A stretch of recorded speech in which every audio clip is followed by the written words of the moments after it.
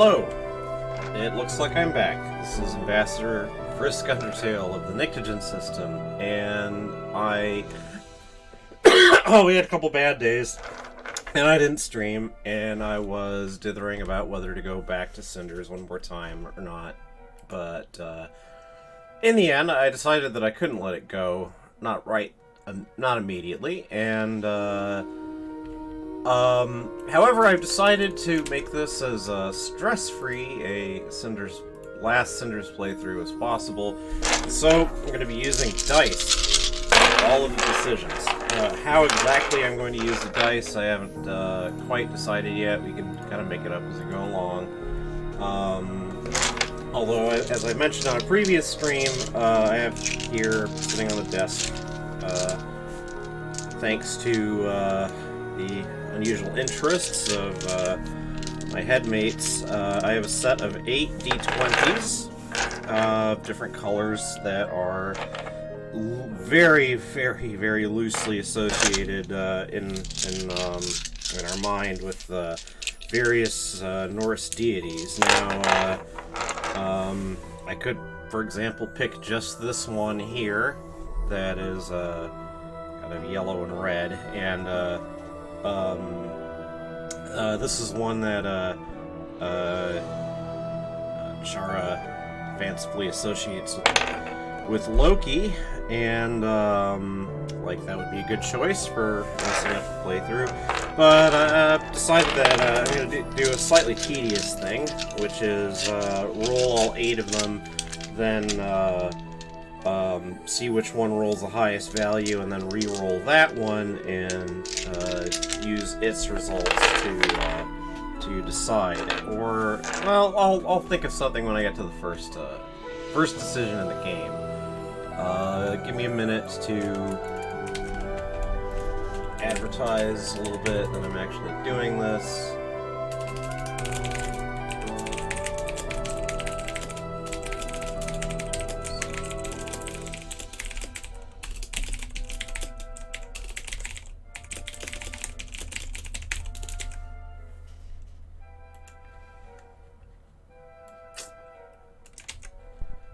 Okay, there, and let's do it here, wherever here is. Here's many places.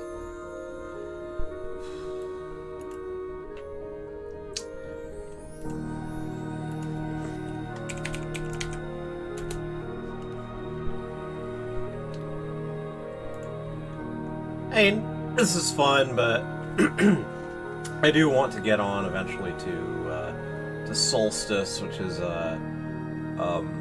as I've mentioned, at least I've been told, is a more complex game. A more original one, as in this is a retelling of a well-known story, a revisionist retelling, if you like. But Solstice is, I believe, original material, all of it. Alright, I think that... Oh, no, one more.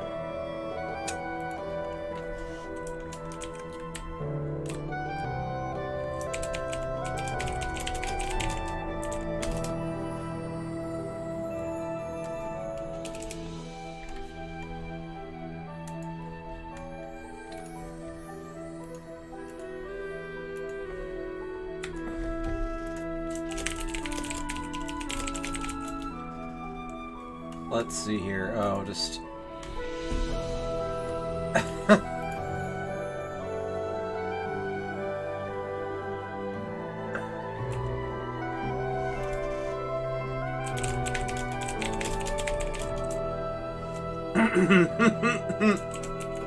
Sorry, just someone's having some fun at my expense.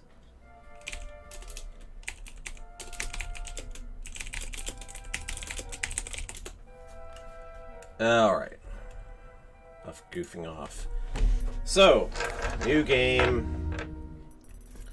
Alright, now, obviously we're gonna be seeing, like, I'm going to be skipping through a lot of dialogue because it's something that I've already seen previous playthroughs, but I'll just summarize here. The game begins with Cinders reflecting on, okay, like, you know, the like this little scene presumably kind of controls what sort of choices you get presented with, and well,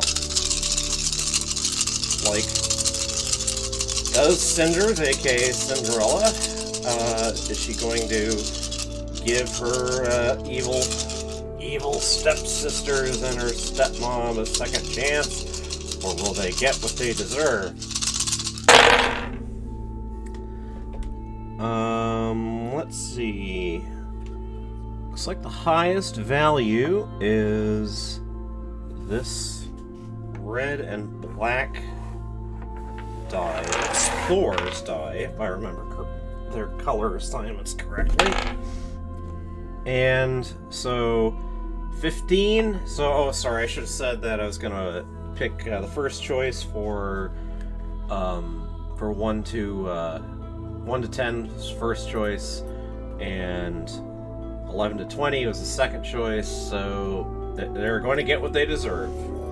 You can't erase the past. Can't push someone into despair and expect compassion in return. We pick our own paths in life. Whatever happens, my stepsisters knew the risks. Well, it's doubtful.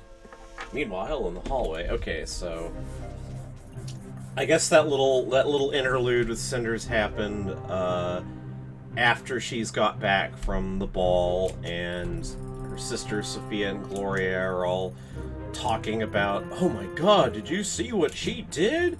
I couldn't believe it. And then, like, oh yeah, they're all like, well, you know, I thought she was gonna do something, but I didn't know she was gonna do something this crazy. And they're all sniping at each other. The captain of the guard, Perot, shows up, although I don't think he's supplied with a name yet.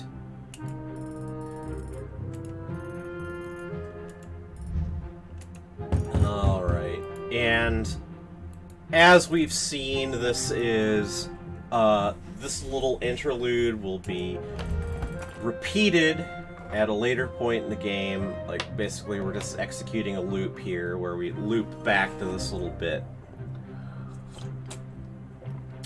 And no matter what else we do in the game, this happens. So,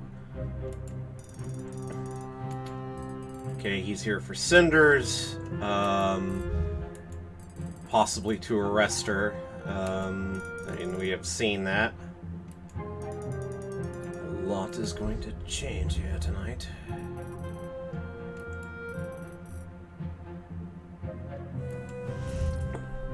Yep.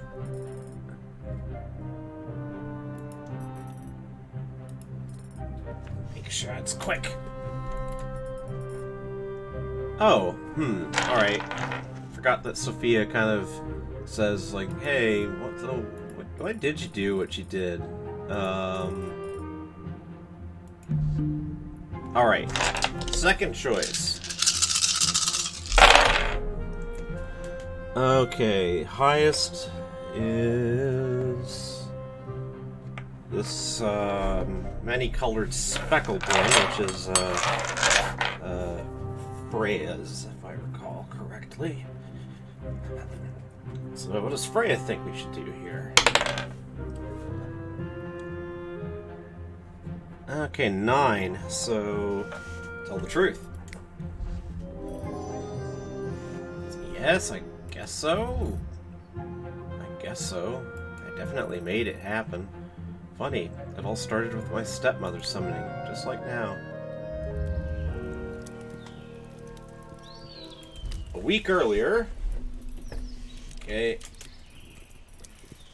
Old dialogue, Cinders is slept in. She sleeps in the kitchen because she is basically being treated like one of the servants. That's her stepmother isn't very fond of her, and etc., etc. She's complaining about having gotten lost in some childish romance novel.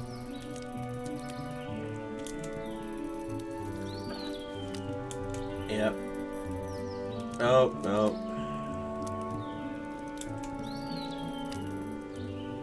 So, you know, I think I'm already off on a bad route here, as it were. At least I've been told that the way to get the most favorable endings is to be nice to Lady Carmosa, your quote evil unquote stepmother, and learn to understand her better and all the rest of that. But I think we might be bound on a, you know, well, screw her path at this point. Okay, the lake is talked about, the lake that ends up being such an important location. Gotta pay tribute to the fairies, you never know when you may need their help. It's like...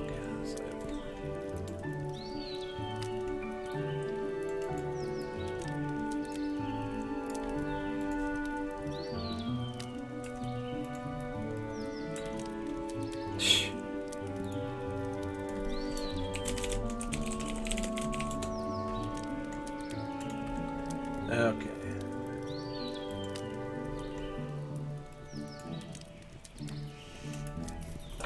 So well, I mean, as we've seen in earlier recordings, the Fae, the fairies are quite real in this, and although whether their help is actually help that's good, that's another question. So,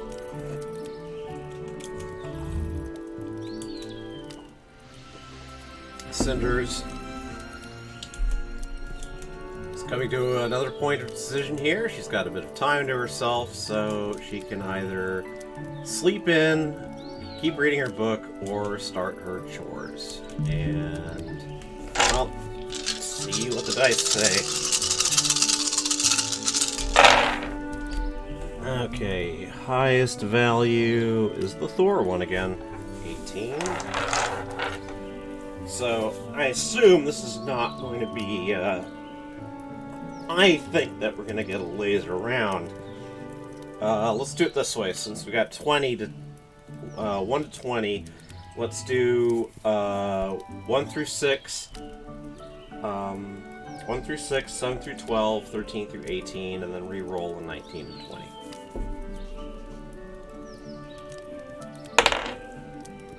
$11. So, read the book. Okay. Oh. Alright.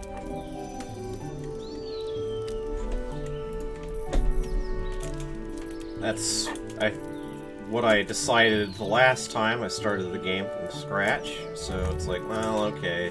So we're going through this again. You know, books are one of the few things that Cinders, few pleasures that Cinders is allowed, because all her other stuff was taken from her.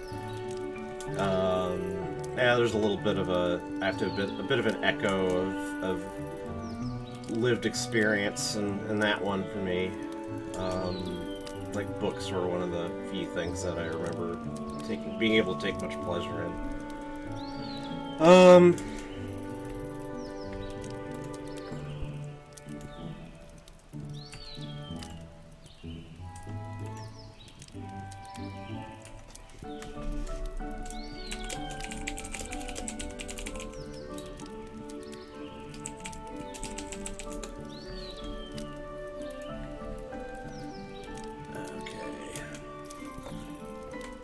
Oh, so,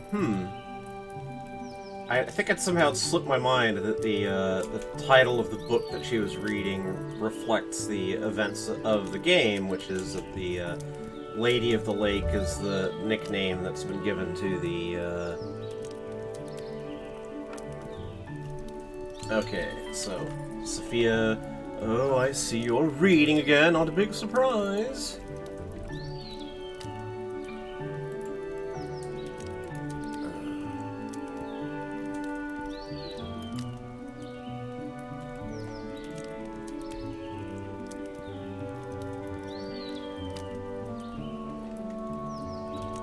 Sorry, I keep getting interrupted even like I said. Come on, look, I'm streaming.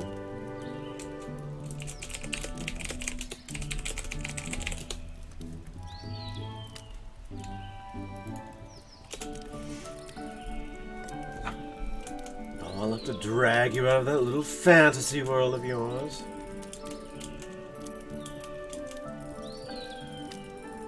So, yeah, Sophia is, of course, just like, oh, I hope you get into trouble. It means that I won't get into trouble.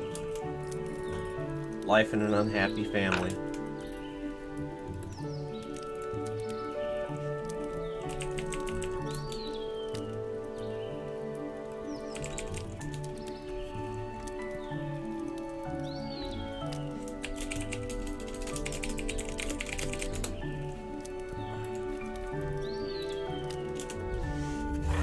Okay. Alright. Yes. So, you know, Carmosa does her best to keep the residence in its former splendor, and it's a little... We've gotten clues previous playthrough that she's hard up for money, she's having to sell things to keep the house up. Okay, Gloria, presumably the older of the two stepsisters who copes with this awful situation by being a copycat of angry, embittered stepmother. Alright, other decision. Alright. Oops, die. Okay. Okay, the highest one is the Thor die again. Oh, okay.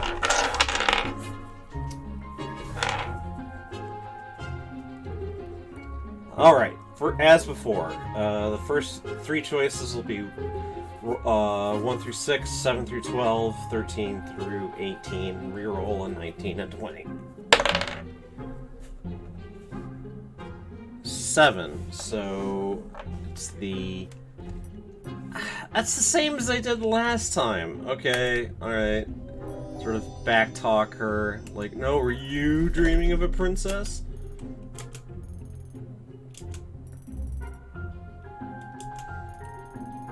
Yes, you know, Gloria is just like, oh, you know, shut up. I don't need your pity.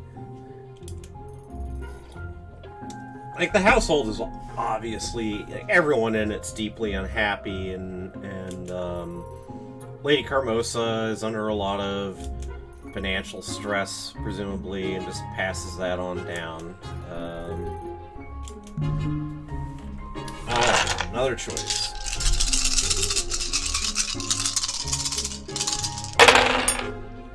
Alright. Oh, okay. Looks like Loki won that one.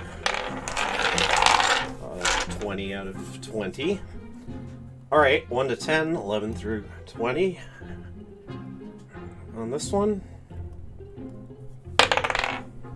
17. So, are you not tired of this? Don't you ever get tired of all this? Tired? What are you babbling about? You try so hard to be like Carmosa. You dress like her, you speak like her, and yet she still treats you as little more than a servant. Oh, I can't believe it. Did I really just get her to shut up? I was expecting an insult at the very least. This room feels empty again. Even Gloria's presence is better than nothing. Well, okay. That's a mood. Truthfully, I feel bad for her. I may be the servant around here, but her situation isn't that much different from mine. Both Gloria and Sophia spend every waking moment doing Carmosa's bidding. Just because it's not scrubbing floors doesn't mean they're not servants, too. So, you're finally up, you lazy girl! Alright, Lady Carmosa comes in, starts spewing abuse. That's what she does.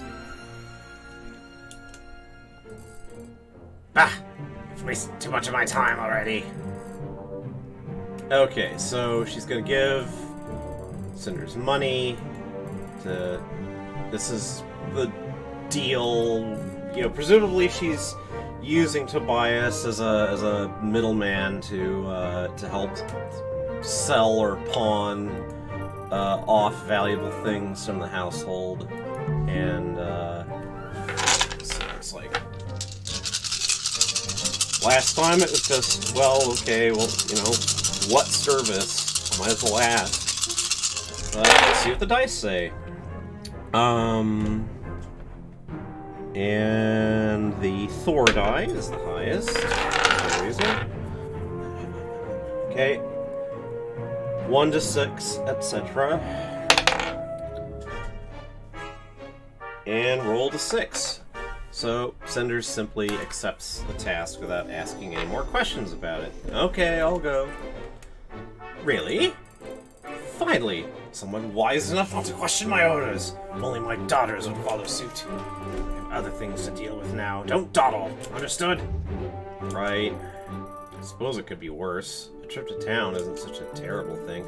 I consider that an interesting clue, because if... I mean, I don't think that's going to be happening here, but if you wish to take the most conciliatory path with Carmosa, it seems like the thing that you need to do is kind of make the least noise.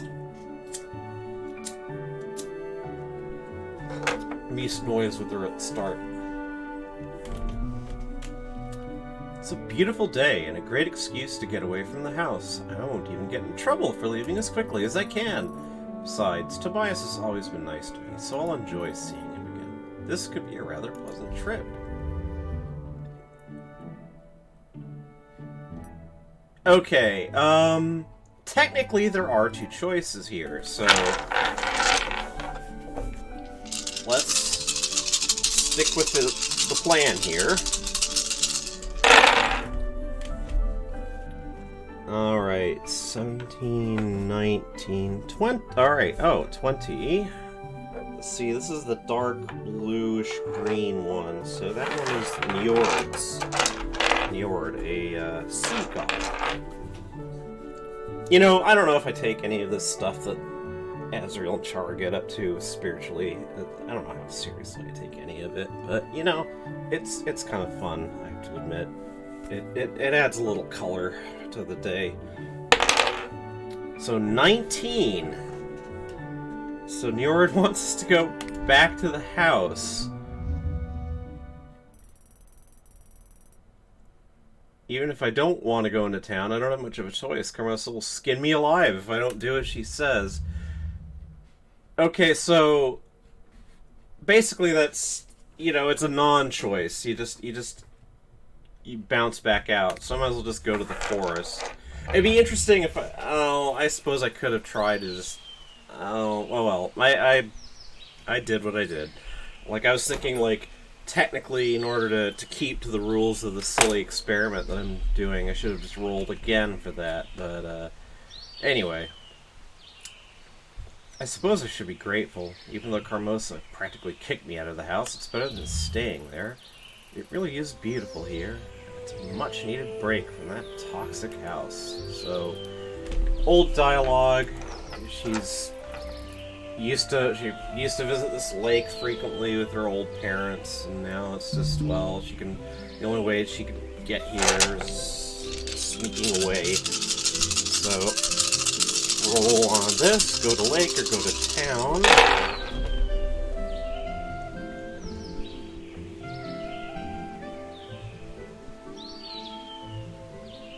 Okay. What was this one? It's a almost white die.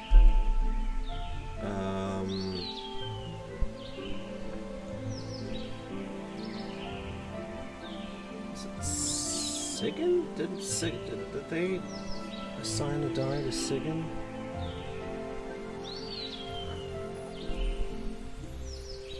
Okay, that was Frigga. That was Hel. That was Loki. That was Thor, that was Freya, that was Njord. That one was Odin, I believe.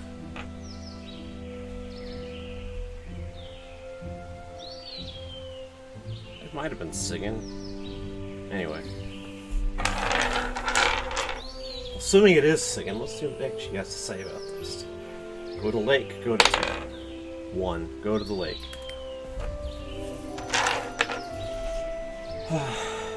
Hermosa will yell at me when I get back no matter what I do. Yep, that is very true.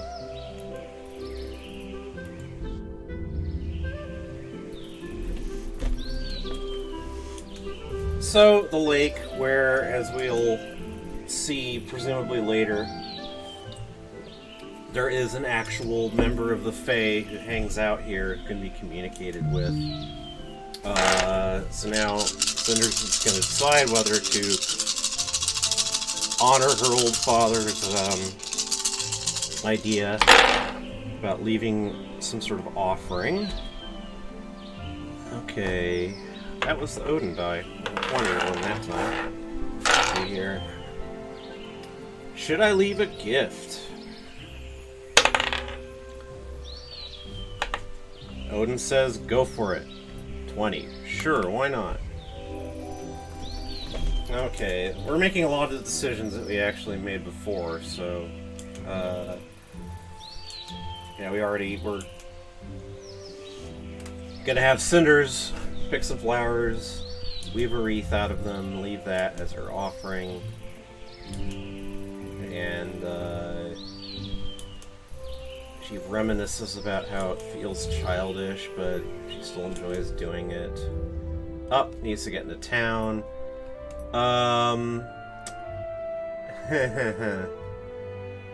And this is technically a choice.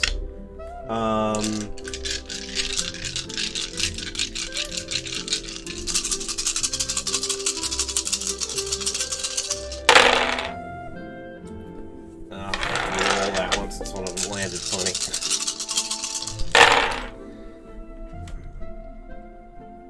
And apparently Loki wants to make this one. Alright. 1 to 6 town, 7 to 12 forest, 13 to 18 residents.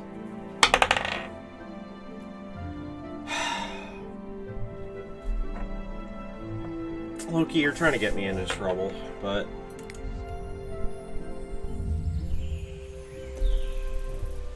Oh, I can't return home before I finish my task. Hermosa will be very angry if I do. Alright, well... Let's just... I mean, the 3 choices are still all open. And it's possible that if I just keep returning to the residence over and over again, something different will happen. So...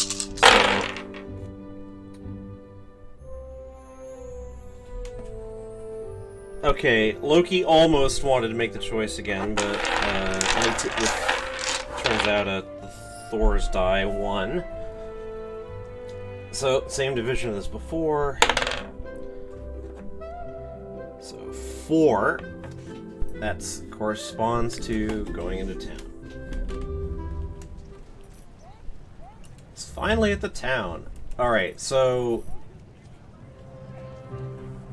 Old dialogue. Cinders sees a commotion. It turns out that some bandits have taken a child hostage in order to try to avoid being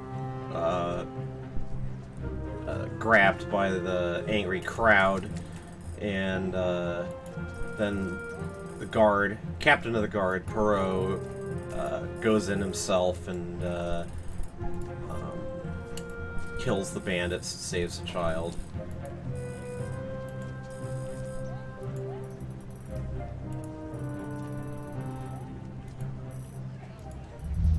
Yep, here's Perot, the man of many belts. Yep, killed all of them.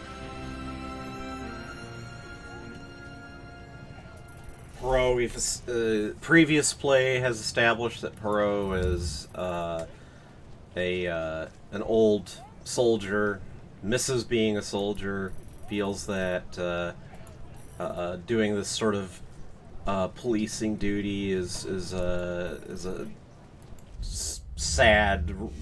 You know, he wishes that he had more honor, etc., etc. Poirot isn't the most interesting fellow.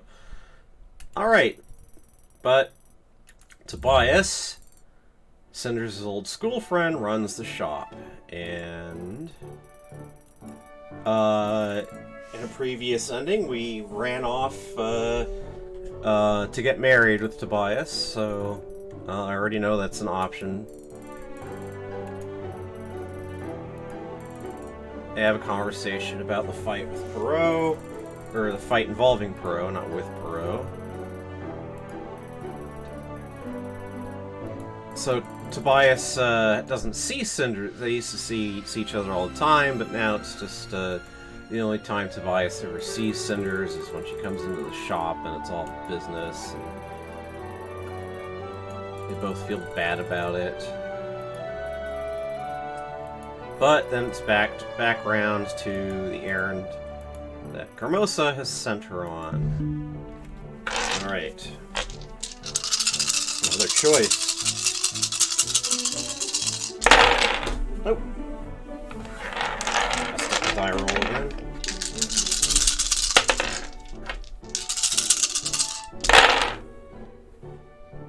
Alright. Looks like Thor wants to make this choice.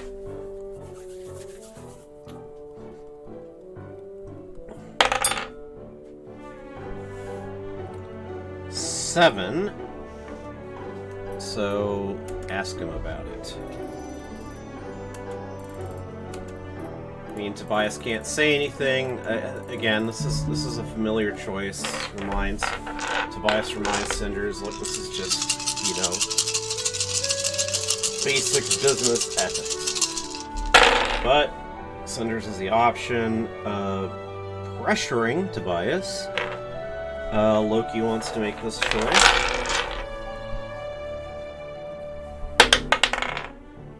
Uh, 4 out of 20, so Carmosa is not worth it. That is different anyway. Carmosa isn't worth such honorable treatment. She doesn't treat any of us nearly as well. That may be true, but I gave my word. Carmosa may not be honorable, but I certainly am, or at least trying to keep my standards. Oh, but you could tell me. Remember how close friends we were as children? Why can't you just tell me, for old time's sake? I gave my word. A promise is a promise, and I intend to keep it. It's about keeping my honor, and it doesn't matter if Carmosa is a good person or not. Now please, don't ask about it again. Fine, I understand. Anyway, so now we're back to, okay, like, I have 200 sovereigns here for the job, and we have an option, 4 choices this time.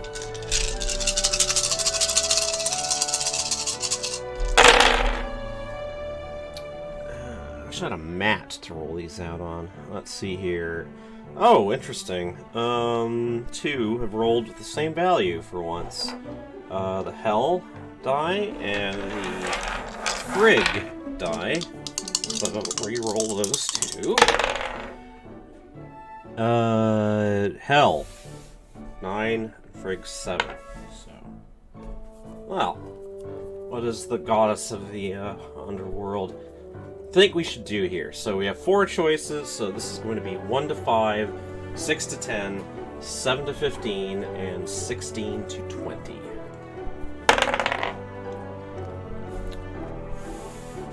Oh, I forgot that this die goes from 0 to 19. That's one reason I chipped. That's one reason I didn't choose it, but Chara chose it.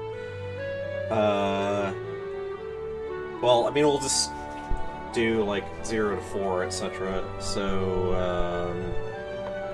appeal to friendship.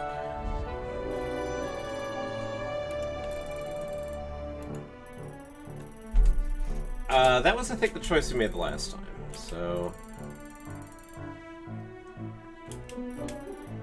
alright, she gets the bargains. She gets 25 sovereigns.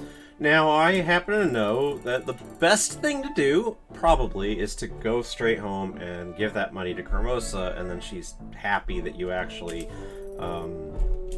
did something smart for once. You know, Carmosa doesn't think very highly of Cinders. So, as Tobias refers to his part of the deal that we don't really know about. We didn't learn super much in the last playthrough, just that it involved a shady person and something like I think it was like a valuable necklace that was probably worth thousands of gold pieces. Oh, these two, they have their banter, which isn't all the funniest in the world, but, well, you know. Okay, so Cinders is done with Tobias and has 25 gold sovereigns to... I'm saying gold, but I don't actually know what they're made out of, so... we can either spend the money or bring it back. Bring it back to Lady Carmosa.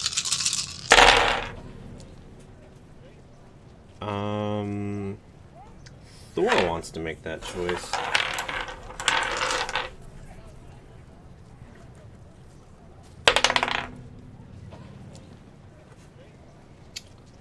$11 out of 20. So, just barely, Thor counsels bringing the money back. Which is good, because that'll mean a different choice than the one that we had made. So, we have 3 choices again. I was expecting town to be grayed out.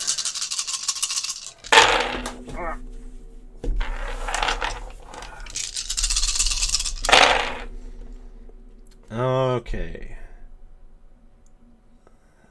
The dark blue-green, the newer die.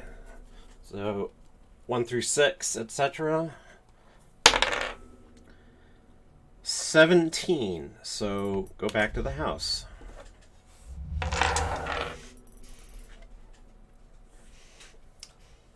The journey back to my house is much too short. I'm not looking forward to facing Carmosa or my sisters again. At least I got a rare reprieve from their insults today. I wish it had lasted longer.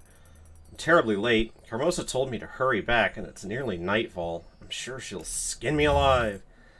Cinders, do you have any idea what time it is, you useless girl? Okay, so...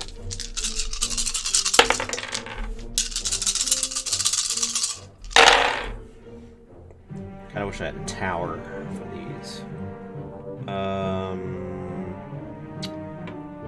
It's a Loki choice. So I'm assuming that it'll end up being the first one. Of course it is. 5. Talk back to her. What I do with my own time is not any of your business, Lady Carmosa. I work for you without any form of compensation, so why do you care if it takes a little longer to get tasks done? I did what you told me. I did what you told me to, after all. Foolish girl, a person's usefulness is not merely in blindly following orders, but in following them efficiently. You may babble all you like, but the truth is that you are simply a lazy child. At least you managed to finish the task appointed to you, though I take little solace in that. Is it too much to hope that you managed to keep some of the money I gave to you? Right. Money. Oh, you have the option to hang on to it at this point. So, see what the dice say. Okay, Odin wants to make this choice.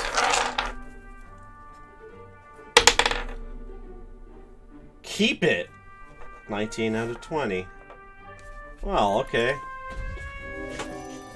Well, he said the price is 200 gold pieces, so that is what I paid him. Why am I not surprised? I suppose it is foolishness to expect more from a girl as disjointed from reality as you. What are you talking about? You never take the first offer! Yeah, like we kept the money for are to eat with last time, but the end result is Hermosa is still quite angry with this. If I stopped feeding you, it would be exactly what you deserve. I suppose I'd be arrested for that. Yeah, so Lady Carmosa not happy, but at least you have some money. Okay. A dull conversation involving Perot and Lord Basil. Or Prince Basil, rather. Prince Basil is probably the least characterized fellow in this whole thing.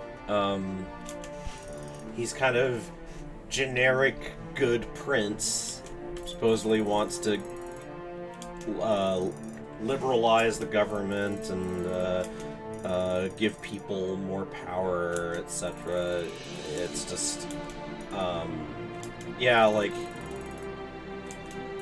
there might be more of his personality elicited in other story paths that we haven't seen, but in any case, he's taking over from his dad, who is apparently regarded as a big hero, but Basil regrets that he had to rule, that his dad had to rule as an autocrat anyway, and Prince Basil wants to change, so he feels like he needs the support of a sympathetic wife, and he needs to get married before he can assume the throne anyway. So yes, he asks Perot for help.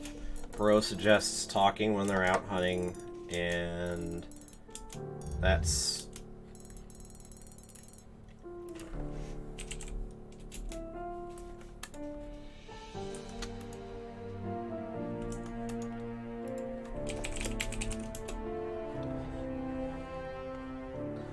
so, Basil reminding us all that Perot isn't able to be a heroic soldier anymore, and today, now is a new time. Our wars will not be fought using iron and fire, but gold and lies.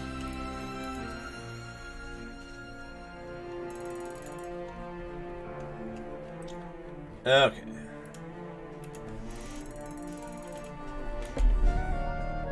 And as I've said previously, I feel like Basil plays quite fair with Perot, but Perot is unhappy that he can't live the life of honor as he regards it, i.e. being a soldier. Okay, Cinders back in her kitchen/bedroom. Carmosa was furious. She got nothing but scraps for dinner, but at least she was able to go into town, and she still has some money left over. Maybe I can buy myself something nice for myself with it. Can't believe how exhausted I am after today, though. My feet ache and I feel so sleepy.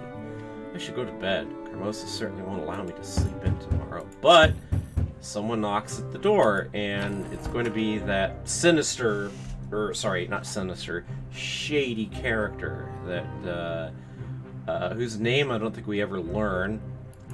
Turns up here and there. Right, pardon, madame. Swears be as silent as the tombs are. Right away, mum's the word. So, this package is just some jewelry that Carmosa is apparently selling off, kind of secretly, because she doesn't want it known that she's doing this, presumably because she wants her, if she sold it openly, that would damage her attempt to maintain her social standing. I mean, she's impoverished nobility, but she's still nobility.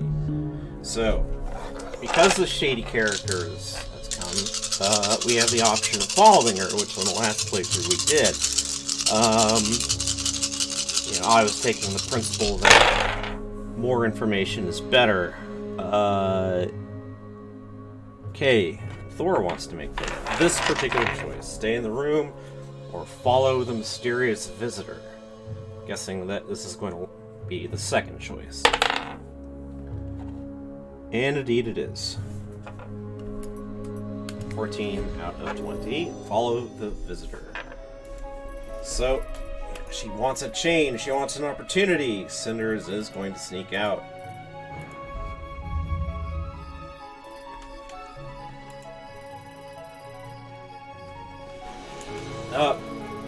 Excuse me? So, she's at some crossroads or other. Shady character is here. So, the shady character is going to meet with Tobias, and Tobias is going to, or sorry, not Tobias, but the shady character is going to reveal to Tobias that he peeked into the package, and it's my curiosity just took hold of me so hard. I had to have a look inside this package. A mighty fine necklace with rubies made of gold. Yeah, like, this must be, you know, it's like, oh, I was thinking of the film Amadeus, where you find out that that Amadeus and or Costanza have been selling off jewelry in order to try to sustain themselves. Well, so Cinders has been overhearing this whole kerfuffle and has a choice about confronting Tobias, which is going to damage her relationship with him, or just slink back home. And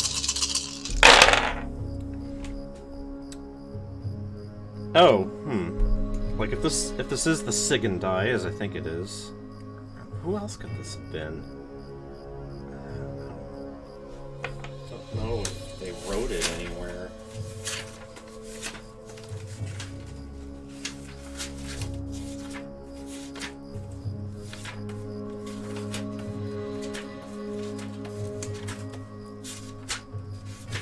Not in that book, anyway. Well, it's a die. I'll do what it says. Go back home or confront Tobias now.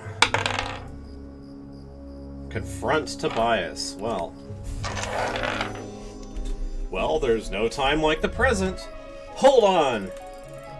Cinders, what are you doing here in the middle of the night? I was following your employee from my house. It looked like he was up to no good. I didn't think he'd lead me to you. You have a lot of explaining to do. I'm not sure who the pretty bird is, boss, but he definitely means business. That much I know. You shouldn't have come here, Cinders. And why not? Are you and Carmosa up to something? It's not what you think it is. The only reason for the secrecy is because this is dangerous. Please, it's nothing that you should have to worry about. Really? Because it looks pretty shady to me. Some people... Sorry, Tobias's voice. Some people value their privacy. There's nothing shady about that. I'm not sure I believe that. Should I trust Tobias? So we have the option of damaging a relationship with him even further. But, well, I mean, it's the dice making the decision, right? Not me. Haha. Thor wants to make this decision. So roll. 17. Should I trust Tobias? Yes. Alright, I trust you. You've always been a good friend, Tobias, and I know you would never do anything to hurt me. I'm sorry I jumped to such an unkind assumption. It is unfortunate that I have to deal with Carmosa. I didn't want you to have to get involved in something like this. But a customer is a customer. I understand. We're not children anymore. You have to make a living. Life as an adult is hard, isn't it? Haha, that it is. I'm amazed that you managed to find us, though. You're pretty daring. Daring and restless. I feel like my life is rushing past me and I haven't done anything worthwhile. I need to do something. Anything, as long as it's meaningful. I can't live like this forever. It's a mood. Kind of an odd place to have this sort of reverie, but, well, there you go. No, you can't. I suppose you'll have to learn the truth sooner or later. What are you talking about? I can't explain it just yet. Not in our present company, at least. Oi, boss, don't you trust me? No. Come see me sometime this week, and I'll explain everything, and please don't tell anyone you saw this. Oh, so Tobias might just spill the story anyway. Of course. Thank you so much, Tobias. I should probably head home now, though. It's dangerous this time of night. We could escort you back to the house if you want. Okay, I do have the option here of taking him up on the offer. So I assume that what Tobias is going to tell us, what I've been guessing, which is that Carmosa is in desperate financial arrears, and that's why she's selling her stuff off. So it's the Njord die, the dark blue one, blue-green one, I should say. Okay, 1 to 10, etc. 19. Agree to have him be escorted back to the house. It kind of makes me wonder what would happen if you refuse. That implies that there's some sort of danger that we've averted, to be honest. Anyway, Cinders says, "It looks like my room's empty. I just have to climb back in through the window." You snuck out the window? I can't say I'm not impressed. With wits like that, it would be simple for her to be a professional burglar. And what would you know about being a professional burglar? Nothing, boss. It's just a passing thought. Any more talk and you two will alert the house. Thank you for escorting me back, but I'm fine. You two should really get going before someone hears you.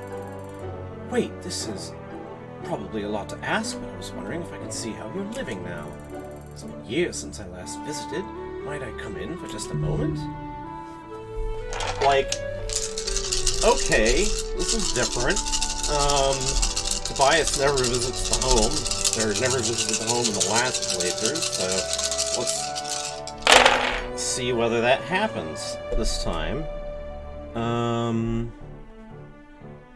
It's the Hell die. The one that goes 0 to 19. So, 0 to 9, 10 to 19 on this one. Okay, Hell says, let him in. It was 8. Okay. So Cinders says, okay, but only for a moment, and you have to be quiet. So, this is your room now? It is. Wasn't this the servants' kitchen last time I was here? It was. That's before Father died, though. Moving me here was my sister's idea. Father called me Cinders because it matched the color of my hair. My sisters decided it would be more amusing if they took the name literally and made me live among the cinders. Naturally, Carmosa had no objections. You're not getting along with Carmosa's daughters, are you? They can be cruel, more often than not. No doubt they're trying to impress their mother. You've only been with the woman for a few years. Just imagine what their childhood was like. It may have been terrible, but I wish they wouldn't take it out on me. Ah, well, I do like what you've done with the room. It might not be much, but it's clear that you've taken good care of it. It's cozy in here and nicely decorated. Hey, boss, we really gotta scram before the lady of the house catches us. I should be going now. I'm glad I could at least check up on you. It was nice having a guest over, even if only for a short moment. Don't forget to come see me later. I will. What a night. It's so late. I should really try to get some sleep.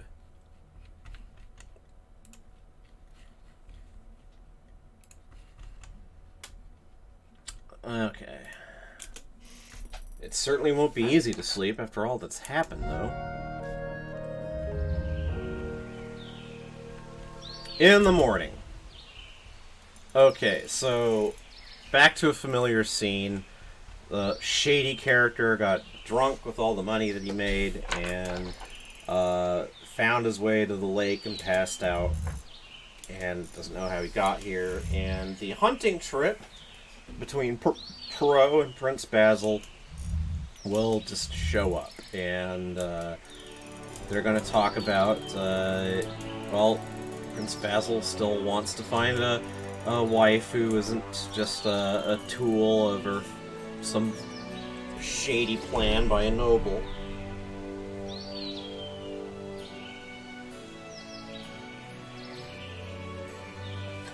And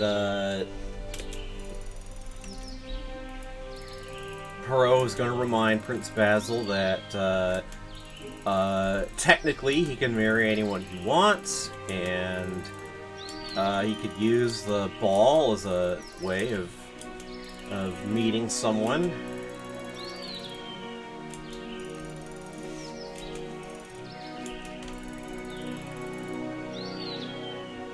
Yeah. I mean,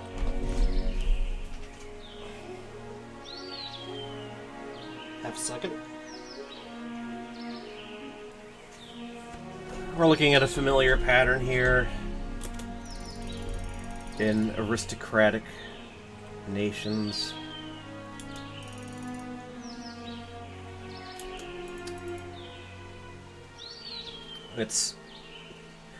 I feel like interjecting that there are fools who still idealize monarchy and think that having a monarch means having a strong single hand at the tiller kind of nonsense. But yeah, monarchs exist in unstable equilibrium with aristocrats who feel they can do the job better. That's always been the way. Sorry, I'm being sent stuff from Fate-Go by a friend.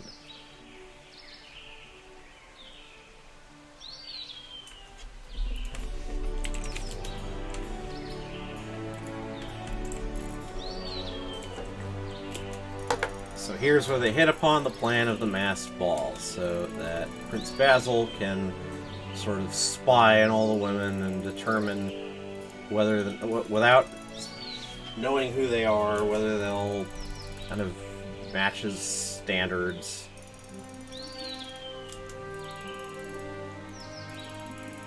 And the shady character has been listening to all this and knows that Carmosa would love to pay a few coin for this gossip, so he's gonna do that. Cinders has been sleeping in because she was up late, and says, I want to trust Tobias, but like, what? I know that she's kind of conditioned because of her mistreatment at Lady Carmosa's hands to think of anything that involves Lady Carmosa, even indirectly, like this business transaction, must be part of some sort of plot or there's something sinister about it. Lady Carmosa is up and yelling at someone other than Cinders for a change. Yep, Lady Carmosa's angry at Gloria for what exactly? I can't quite remember. Oh, it was like, yeah, not having had enough wood shot.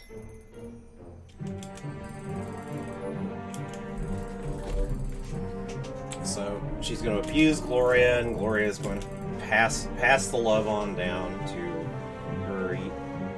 I was about to say younger sisters, but it isn't actually clear to me how old Cinders is in comparison to the other two. She's kind of drawn to suggest that she's a bit younger and talked about that way. So presumably the other two, the Lady Carmosa's daughters, Gloria and Sophia, were older than Cinders. It's at least the feeling that I'm getting. I don't think it's ever actually stated, though. Yeah, more delightful banter between these three. Sophia gets stuck with helping Cinders in the kitchen. And this may or may not prove an opportunity for Cinders and Sophia to get along a little better with one another. That's what happened last time, although it didn't end up leading to much, I gotta say. But let's see what things... Okay, it's the Sigan die, at least the die that I think is Sigan's. And Sigan's asks me to ask Gloria, why were you so cruel? Or asks... Oh, God, I'm getting all the names... I'm... being a bit sloppy today. So Cinders asks Sophia, why were you so cruel to Gloria? Why? Don't you hate her too? Well, maybe, but you're a sister. Aren't you supposed to support each other? Oh, if only Gloria believed that. No, there's certainly no support here, and it's mostly her fault. She always acts so smug and self-righteous, but there's no trace of her own will or personality in there. She's just trying to copy Mom, even though it's impossible. I think we have seen this before. And of course, she takes out all her frustration on me. She probably thinks Mom will recognize her more if she keeps degrading me. I have no reason to be kind to her. Alright, yeah, I'm just gonna go through this quick, because it's just like, Cinders is, shouldn't you get along better? Wouldn't it be at least more pleasant? And Sophia is like, well, I'm sorry, this is what life is. Don't pity me. Like, that's a refrain from both stepsisters, I dare say, that they don't want Cinders, of all people, feeling sorry for either of them. Okay. So, Sophia and Cinders in the kitchen. This is familiar. So, just kind of blow through until we get to a choice. Sophia complains about how vegetables smell when they're dug out of the ground. You're bound to become a diamond here. I mean, haha, yeah, sure.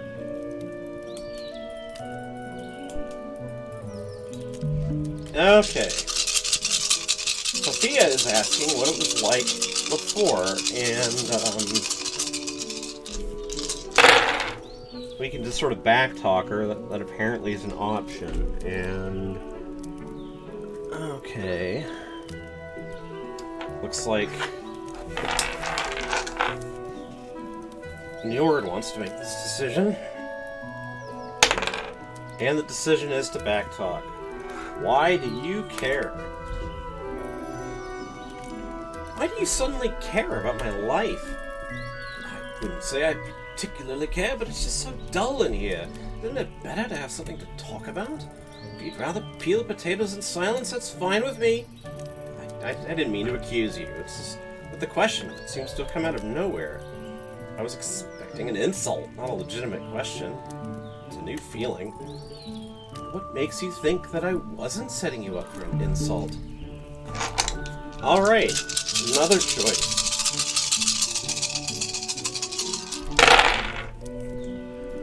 And, let's see.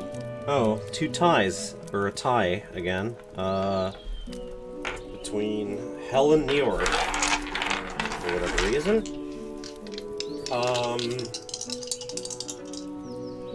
Oh, it occurs to me that I'm comparing dice that aren't actually quite the same, but, well, whatever. It's 9 for Njord versus 14 for Hel, so, 0 to 9, 11 to 19. 19. You're not that bad. I'm sorry, but you're not as terrible as you pretend to be. You might be harsh and toxic on the outside, but I know it's just a mask. In reality, you're just a normal girl like me. Thanks for the stunning observation, Doctor. Can we move on to daddy issues now, or are we done here? I don't know. Are we, Sophia? You know, you might try being nice to me for once instead of showering me with all those insults. We can talk to each other like normal, decent people, if you like. As lovely as that sounds, it's not as simple as you think, but alright. For what it's worth, I really am sorry, and I really did just want to talk with you. It's just that if you were raised in a house, it's just that if you were raised in the house I was, I don't think you'd find it so easy to escape certain habits, like being mean all the time. It sounds to me like it's your turn to talk about your life. Well, there's not much to say. That can't be true. It's obvious that a lot happened to you and Gloria. You wouldn't be like this otherwise. Besides, you said that you wanted a conversation, so tell me about yourself. Fine, but don't say I didn't warn you. When we were children, we lived out on the countryside. Our house wasn't as nice as this one, though. Our father was a military man. He got himself killed in some war, and that left Mother a widow. Oh, I'm sorry. Don't be. We hardly even saw the man. When he was around, he was like a complete stranger, not a proper father at all. His death meant nothing to us. This is actually familiar. What about Carmosa? It must have affected her. Maybe that's why she's the way she is now.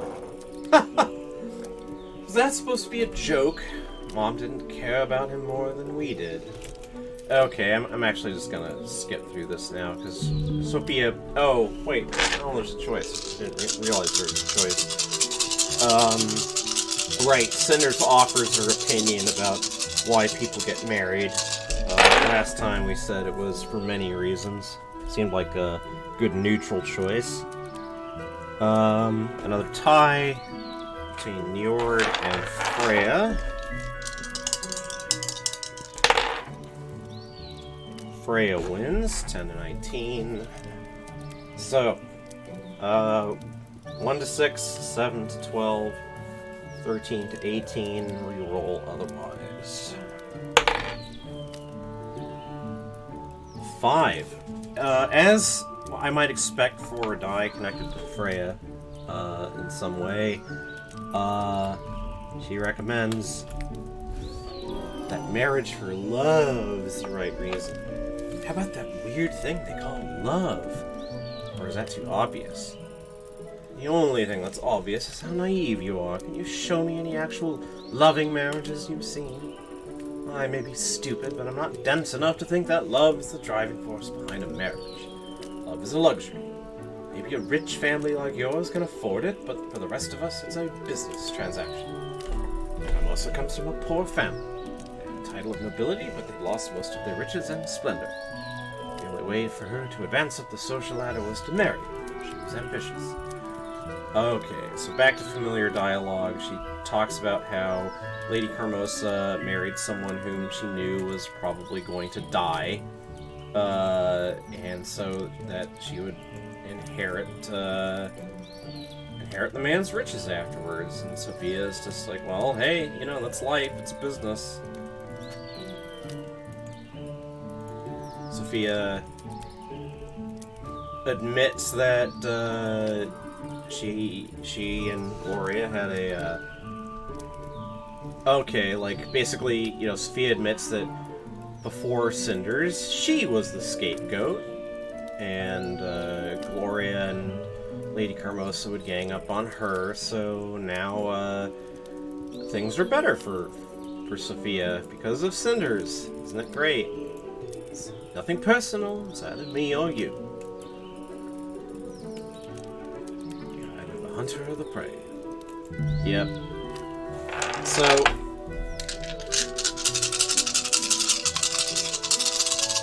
another choice.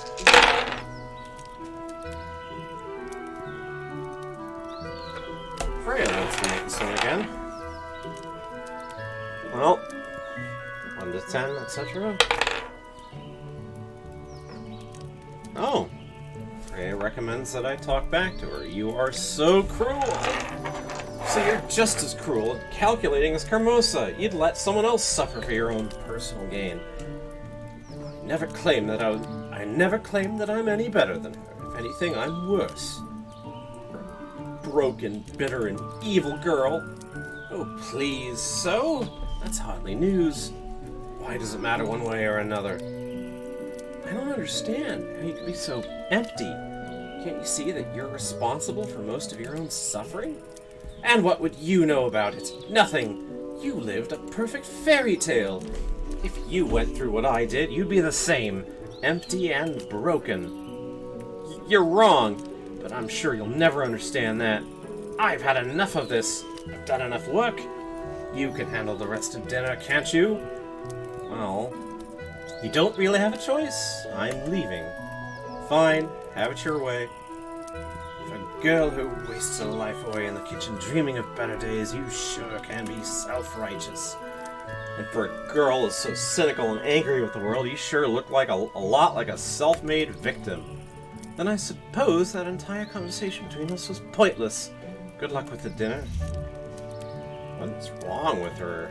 Well, that went well, didn't it? I can't believe we actually had that conversation. That was definitely unexpected. I think I need some time to think it over. The meal is nearly done anyway.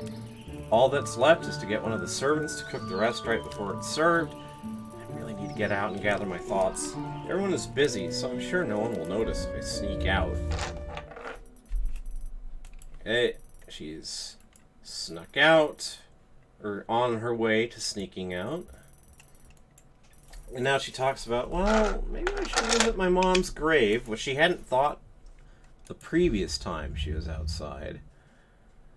So, two choices. I'll play this fair again rather than... Let's see here. So, Odin wins that time. 11. So, go back to the residence. I don't have much time. If I want to go see Mother's grave, I have to go now. If I wait any longer, Carmosa or one of the girls might catch me. So the game really does want us to do this, but rather than just make that choice, I mean, it's still technically open. Okay, a tie again. Between Hell and Njord again.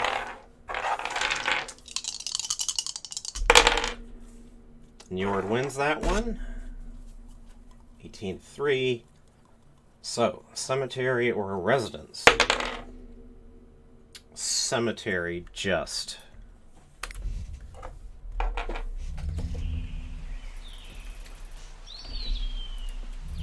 So, as I think this will play out as it did the last time, which is that Cinders notices that even though she hasn't visited the grave, it's actually been well taken care of. She feels guilty about not doing it herself, but it's actually been Madame Guide all this time.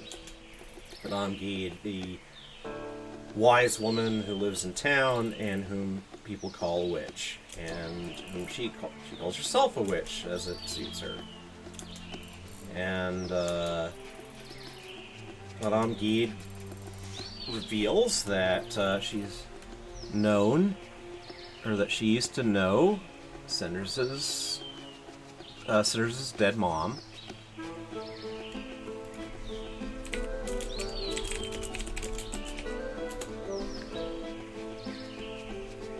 And let's see.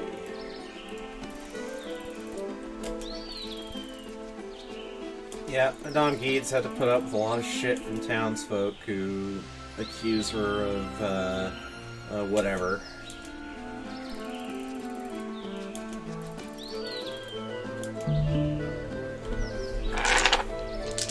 Oh, so I have the option here of insulting the townsfolk. I'm guessing that if that option gets chosen, that Madame Guide basically says something like, "No, don't say that. You know, people believe what they want to believe." You know, Madame Guide seems like a someone who takes things as they come as best as possible. Okay, Loki wants me to make this choice. I have a feeling it's going to land on the second one. And indeed, 14 out of 20. People can be stupid. People can be so stupid sometimes. The instant they see something they don't understand, they fear it. It's ridiculous. Close-minded. Oh, okay. Damn sure it is. That's a very bitter outlook on life, though.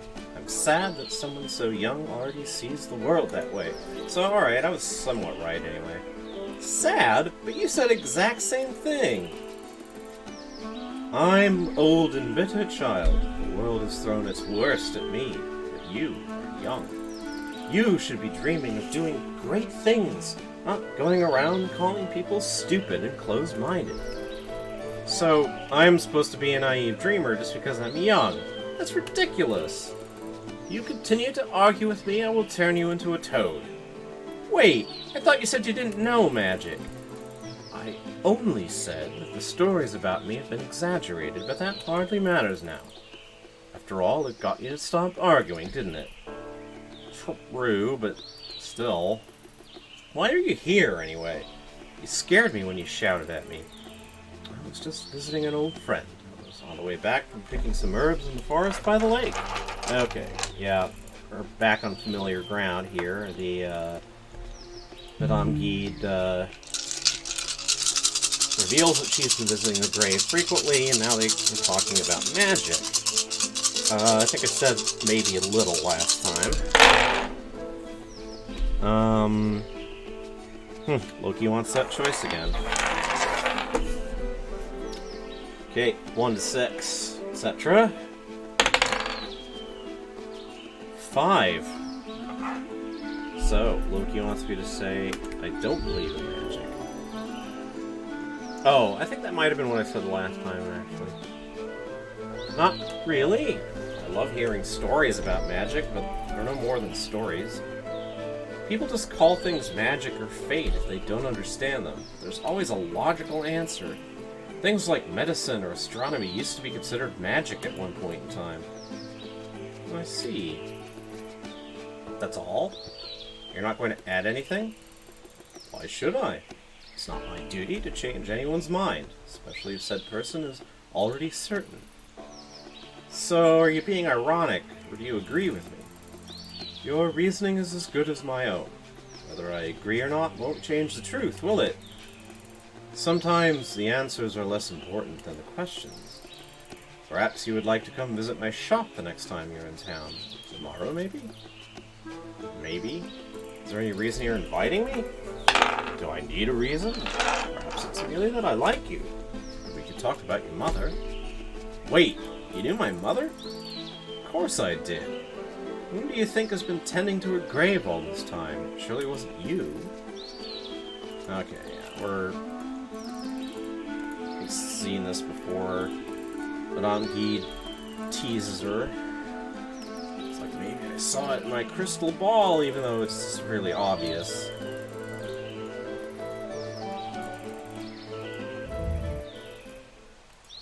Okay.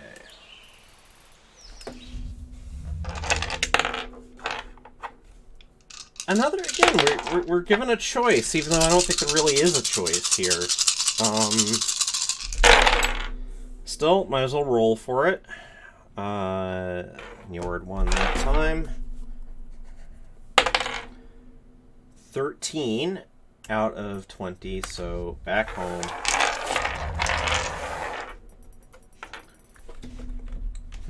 All clear in the main hall, and I don't hear anyone screaming my name. Looks like I made it back in time. Oh, right, but then she runs into the shady character. Try to remain incognito here. Right, because what he has been doing is spilling information, spilling the intelligence about the grand ball. So try to pressure information out of him.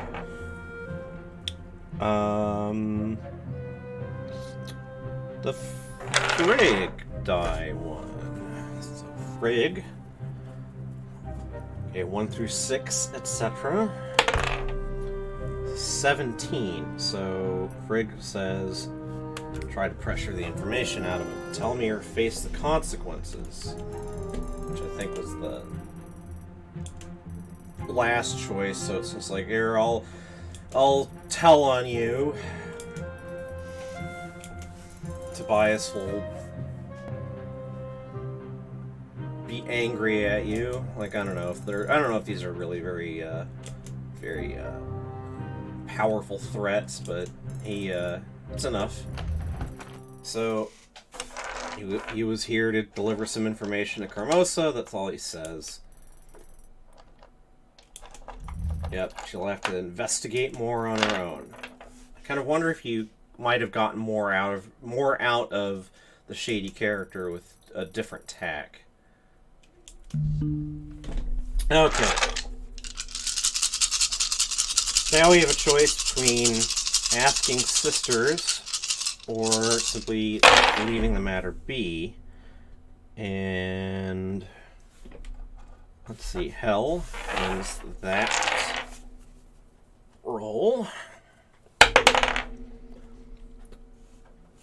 And so let's see here. That's going to be, let's see, 0. God. 0 to 5, 6 to 11, 12 to 17. So, and I rolled 16. So Hell is saying leave it alone. It's probably best not to let anyone know I saw that man. If it's important, I'll find out eventually. I'd better get back to my room now. Dinner will be served soon, and someone will probably come looking for me. A few hours later, I'm so worn out. Of course Carmosa would order me to help the servants wash the dishes. I wasn't much more than a servant during dinner either. Unlike the servants, I don't get paid though. Alright, so this is familiar dialogue. So she's wrapping up her day, talking about sort of like what's happened. I don't think there's any chance of us being friends, she says about Sophia. And, oh yeah, Madame Guide, I just can't figure her out. She remembers Madame Guide asks to visit. Weird, and then finally there's the business of the shady character. Shady character who said only that he had some information for Carmosa. Okay, she's gonna just sleep, I think. There's not gonna be any choice here, and I think she's gonna have a dream. Yeah, and this is a dream sequence that we've seen before. Who these people are is, like, I think, oh gosh, we could barely make out it's just a silhouette. I think if you look really carefully at the screen, you can see though that it's just I believe that this is the same image as the Lady of the Lake that Cinders ends up having a direct encounter with at the lakeside. And she, so she's saying, we know you don't know us, but you know of us, i.e. she's referring to the Fae here. Yep, if you want to meet us, come to the lake. I think the first time through the game, I thought maybe this was the ghost of Cinders' mom, but no, it's one of the Fae. Okay, Cinders wakes up. She wonders why no one came to wake her. She wonders about the dream, or the Fae came to her. Okay, the day has started.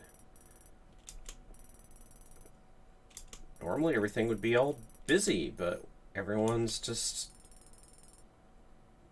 Oh, right, so Lady Carmosa is gone for a couple of days, so it's just the girls left at home now. and Gloria and Sophia are arguing about it, and Gloria is going to make a failed attempt to act like she's in charge of the house now, but that of course Sophia is just going to blow off, and it's just like, no, you're not my real mother, and Hermosa is just left on some errand. So 2 days of relative freedom, and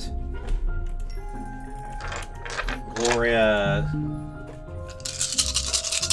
Alright, here I think I took, on the previous playthrough, if I remember correctly, I took Sophia's side. Well, it's a new day. And Odin, no, not Odin, Sigyn wants me to make this choice.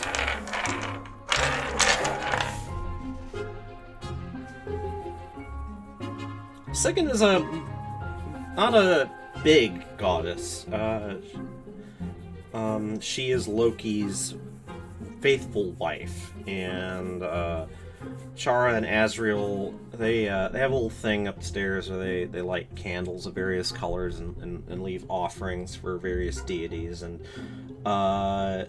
fairly early on, Chara felt that it was only right to include Sigyn as well as Loki. Chara's fond of Loki. I don't think that will surprise anybody, but we don't actually know that much about Sigyn, except that it feels right to not to forget her. After all, she's got the business of trying to keep Loki alive. If you know the story about how he was tied up with a servant dripping venom on him. So, end of a side. Let's just roll a die. 1 to 6, etc. 12. So that is the second choice. Call them both hopeless. You're both so hopeless. Don't you get what this means? Hermosa's gone for 2 days. Actually, I think that might have been what I chose last time, come to think of it. My memory's not so good. So Cinders is just like, hey, look, Hermosa's gone. You know, we can have like a normal day for once. And of course, both Sophia and Gloria just kind of talk down to her. And Cinders tries to arouse her suspicions as to, well, what the heck is Hermosa even up to? And, oh, Cinders brings up the shady character. And Gloria is just like, none of our business. Like, get out of here. So now Cinders and Sophia alone talk the matter over.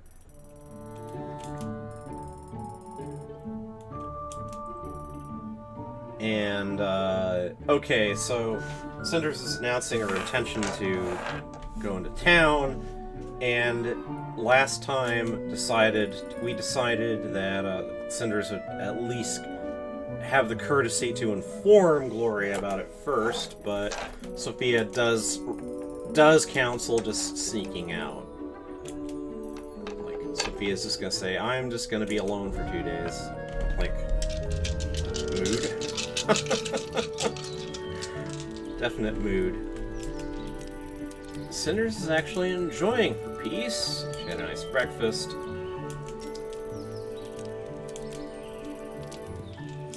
Okay. She's gonna go into town.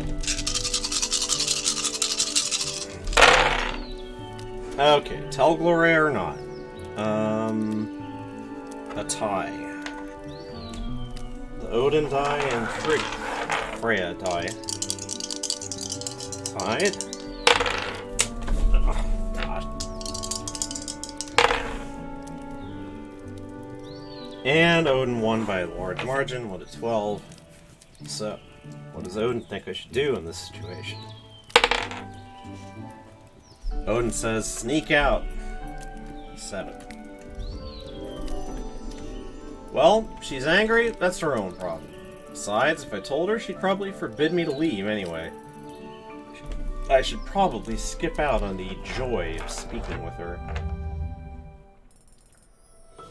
Ooh! Sophia is going to probably tell on her. Sneaking out, I see. I knew you would. Gloria will be Oh, sorry. I was wrong about that. So Cinders is speaking, although she's not in frame. Gloria will be angry with me either way. What difference does it make?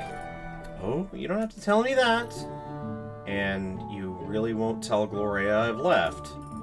Are you joking? I've had enough of her for today. I don't want to talk to her about anything. Besides, she'll notice soon enough. She's not stupid. And once she notices, she'll be angry. I look forward to it. I just hope nothing bad happens to you. After all, no one will know where you are, which means no one will ever come to help you if something happens. You're terrible. So, I'm leaving now, and I will return. It's a nice conversation. Okay, two choices. I can go to the town, or I can go to the forest.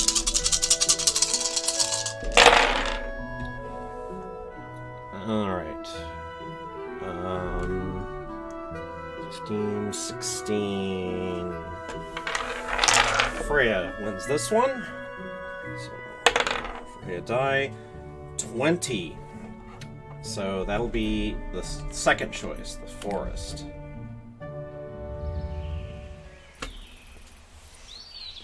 I'm lucky that Carmosa's gone. I could do anything I want for once. Today is so beautiful. I hear birds singing, and the freedom makes me feel so alive.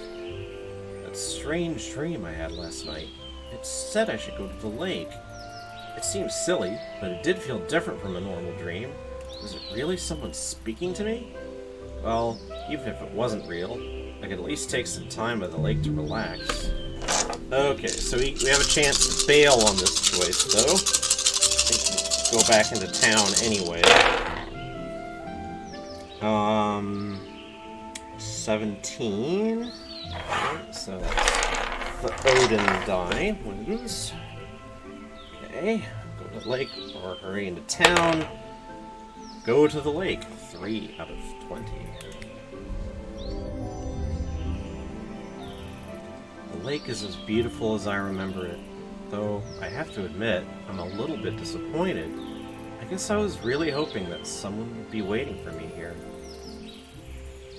Well, the voice in the dream asked me to bring a gift, and that's what my father would do too. Oh, I have the option of leaving a gift.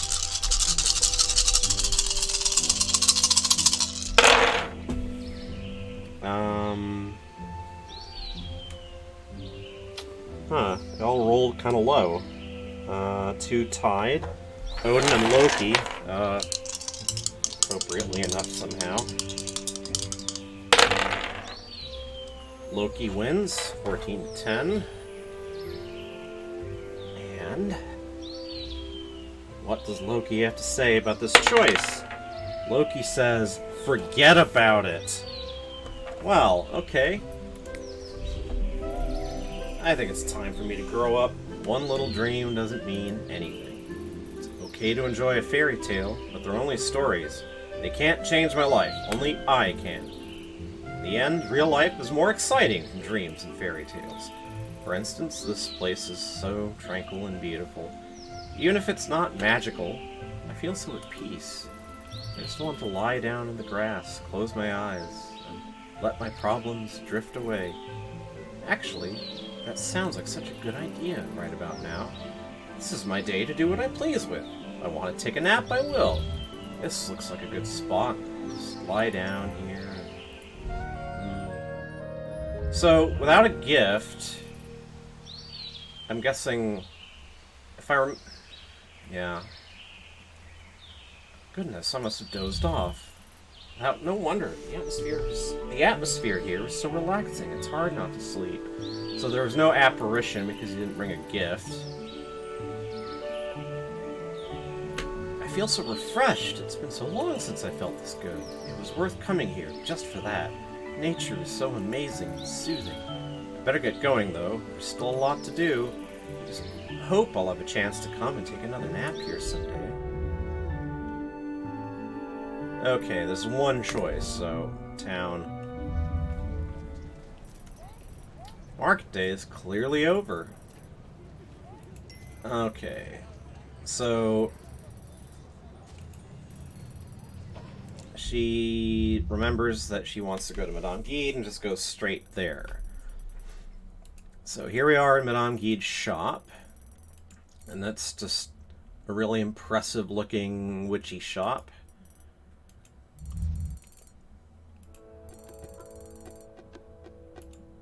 Madame Guide complains that people come in when she's not around and handle things and break them. She's relatively unafraid.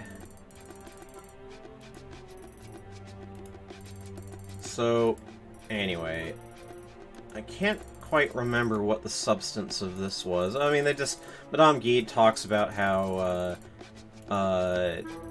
she was friends with Cinders' mother, and that Cinders' mother was not quite the fairy tale princess that Cinders kind of remembers her as, but was actually an ambitious and canny woman who Cinders thinks that kind of conflicts. But Madame Guide says that a woman can be kind and gentle and everything, while also be practical and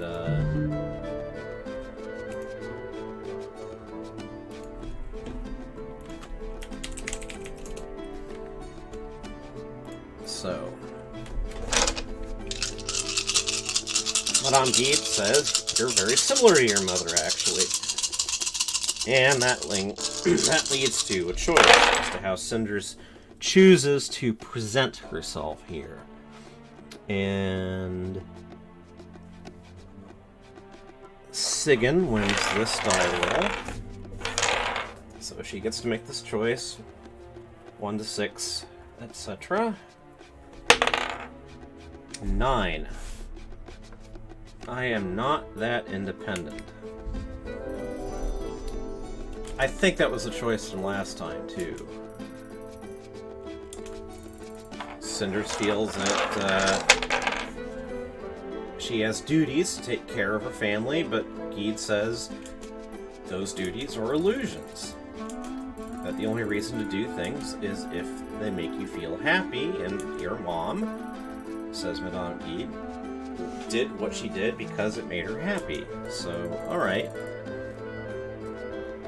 And she has words of some praise for Lady Carmosa. Calls her an extraordinary woman. Without your mother's guidance, likely would have lost his title and fortune in no time. So Guide points out that Carmosa has a difficult job. She's handling the estate of someone, basically doing what she's doing, trying to keep up the estate of a noble family is hard work. And she's actually good at it. So, what does Cinders think about this? Looks like, Njord and Sigyn tied.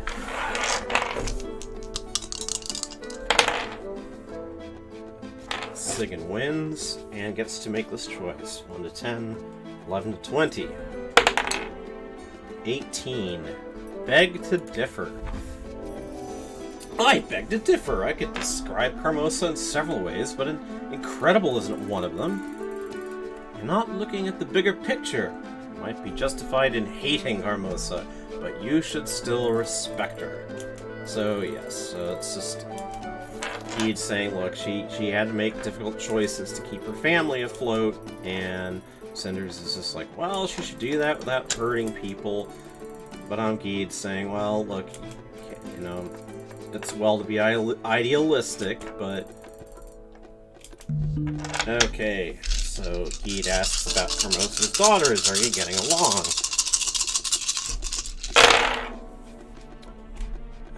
Okay, another tie. Hel and Njord.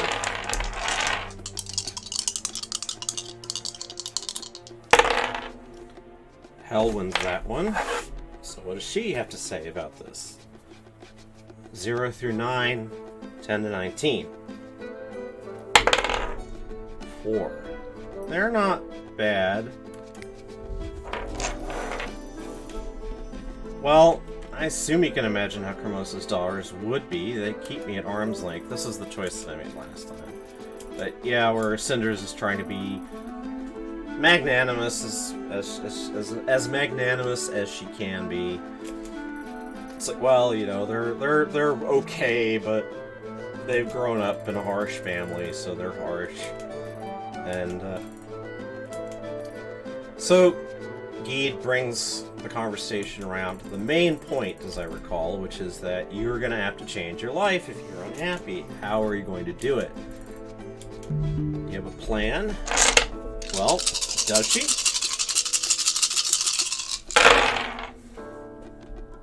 Okay. Looks like Frigg just edges out Loki on that one. So, 1 to 6, 7 to 12, etc. on this choice. 19, so that's a reroll.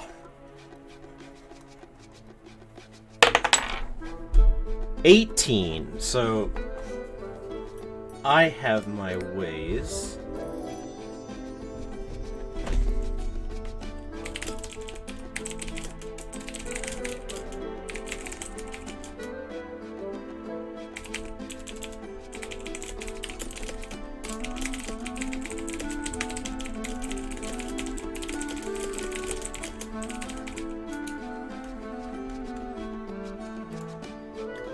Well, I don't have a plan just yet. Why not? Don't tell me you're just waiting for your fate to turn up on its own. Hardly. I want to break free of my own power, and I'm willing to do a lot to achieve it. You said that my mother knew how to get what she wanted. I have my own ways, too. I'm not a little girl anymore, and Kermosa made a mistake by underestimating me. I might not have a plan yet, but it will just be a matter of time before an opportunity arises. I will be ready for it. That's the spirit!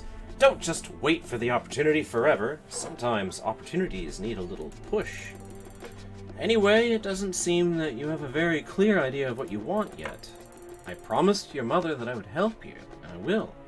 But you yourself need to know what you want first.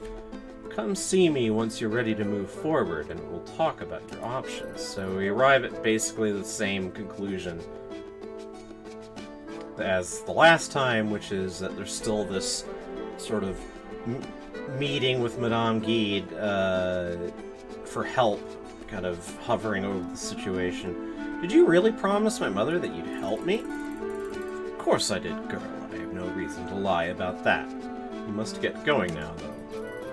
Wait, I still have so many questions, and I have a lot of work to do, work that needs to be done alone. I can't waste my time giving advice to unhappy children who don't even know what they need or want. Feel free to seek me out once you make up your mind. Seek you out for what? More criticism? So yeah, it's just like, bye.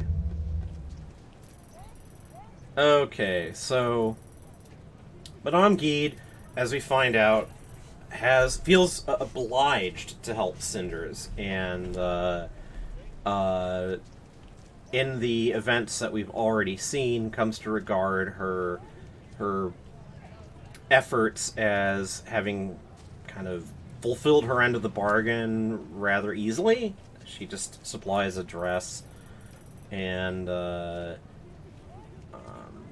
Cinders at this point though is still wondering, well, what's she talking about? Like, has she got some sort of devious plan? It's like, my mother knew a witch? Wow. Okay.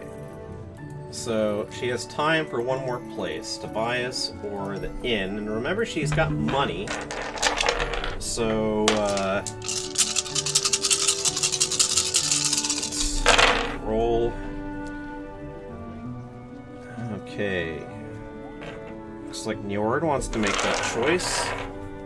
I'm guessing that as a maritime god that Njord is going to favor going to the inn. I mean, you gotta get your food and drink when you can. Oh, Alright, I was wrong. Rolled 10 out of 20, so that just barely means visiting Tobias. Why, this place is as tidy as ever. Tobias really keeps the store in shape. Speaking of Tobias... Cinders, I didn't expect to see you again so soon. This is a pleasant surprise. Well, I'm kind of lucky in that respect. Carmosa suddenly decided to leave for a few days. It must feel great to have some freedom. It does. I wish it wasn't for such a short amount of time, but I'll enjoy what I have. Although I confess I'm envious of you, Tobias. You get to make your own decisions all the time. Well, I can't exactly say that. After all, my parents passed away when I was young, so this store was my only option. Right. I'm sorry. I didn't mean to offend you. It's fine. In the end, we just see the good portions of other people's lives without the hardship. Pick and choose what we want. People look happy, but they might be struggling inside. That's true. It seems like you've thought about this a lot. Maybe a little. Despite all the struggles, I'm happy with where I am in life, though. I wish you could find a path to the life you want as well. Although knowing you, wishes won't be necessary. You're a bright girl, so it's only a matter of time. Thank you. I assume you're not here to listen to me wax philosophical, though? You want to know more about that tonight? Well, you did promise you'd tell me what was going on. I did, and I'm a man of my word. I'm not going to try to dodge it now. Put simply, Carmosa asked me to sell something for her. It was a normal business transaction. Oh, I just suddenly wonder if this that I'm indicating with the cursor is the item in question, except I think that was just part of the normal background. But you're the one who was paid, and then you received the necklace. And why all this secrecy? The necklace was the item for me to sell. Money was payment for my services. Why didn't she just sell it herself? And why did you have to hire that strange man? That strange man is a local vagabond, but he's trustworthy where money is involved, usually. Sometimes he helps me with tasks that require a certain amount of delicacy. You mean secrecy, but why? Isn't it apparent? Why does any noble keep anything a secret? I'd rather not guess. Enlighten me. Being a noble is largely a game of appearances. Many things need to be done in private. There's no crime in selling a piece of jewelry that you rightfully own, is there? Crime? No, but for a noble to sell her own jewelry means she's lacking in money. If others found out she was struggling financially, it would undermine her power. That's why she sent you to pay me and had someone else pick up the necklace in the middle of the night. She doesn't want there to be any connection between her and me. She's not the only one. I've done similar business with noble houses in the past. But, are you saying Carmosa's out of money? She kept it from you. Your house has been in bad financial shape ever since your parents passed. Carmosa has been struggling to keep her influence strong. She never told me. I suppose being a noble means keeping up appearances in front of your own family as well. She seemed very eager to sell the necklace as quickly as possible. Is there a reason for that? Well, the necklace is worth a great sum. I don't know why Carmosa needs it so urgently. That's all I know. I hope that you understand why I couldn't tell you about this. Alright, like, I know what I would answer. I would just say, well, yeah, I understand. Like, I feel kind of bad about Tobias giving up the secret in the first place. But, well, this is a game of choices, and this choice is not mine. In fact, the 4 die wants me to make it. 1 to 10, etc. 5. Disagree. Like, I don't like this, but... well, I'm sorry, but I really can't sympathize. Hiding behind a merchant's oath doesn't count in this case. Why not? This is my life we're talking about. I didn't even know my own house was having money problems. You're my friend. You should have told me. Sorry you feel that way. I know it's important to you, and I did consider telling you. Maybe it's for the best that you found out. But my reputation depends on how trustworthy I am, and that means I must keep my word. Oh, God, Cinders, you're... See, like, I kind of like that Cinders isn't someone you should necessarily trust all that much. Like, she's abused, she's got legitimate reasons to be unhappy, but at least some of the choices that she makes in this game seem really selfish, and like saying stuff like this, does your reputation matter more to you than our friendship? I'm sorry. I have a question, though, about the man who was working for you. I saw him come by the house again yesterday morning. Was that another pickup for Carmosa? I'm afraid I don't know. I haven't seen him since we parted ways 2 nights ago. Carmosa left the house quite suddenly after he came by. Do you think it could be related? It's hard to say. You could try asking him. He spends a lot of time at the inn. Drops by around here occasionally. I think I'll do that, thanks. Don't mention it. I just wish I could help more. Well, I need to get going now. Gloria will have a fit if I don't return early. She's taking her role as house guardian very seriously. I can imagine your sister has always been serious about everything. Gloria is not my sister. She's Carmosa's daughter. I apologize. I didn't mean to offend you. Anyway, I need to get going now. Understood. I have some business I must attend to as well. But you're always a welcome guest here. If you ever need anything, you know where to find me. Thank you. Take care, Tobias. Take care, Cinders. It was nice to see you again. I think by this point in the previous playthrough, previous sessions that I did, Tobias and I were already kind of flirting with each other. So yeah, things seem to be a bit more business-like this time around. The sun is already setting. I've spent the whole day in town, and what a day it was. I guess time flies and you're having interesting chats with people you normally have no chance to talk to. Oh, how I wish life was a fairy tale and I could do that every day. And yet, life is what it is, and I have never been able to stay in town past sunset. When I was a child, I had to head back to the residence for safety, and then Carmosa entered the picture and took over. Oh, this is all old. But even without her, I would have been a bit detached, etc., etc. Alright, Cinders realizes, well, yeah, like, I actually do live in a mansion, and I don't really know anything about anything.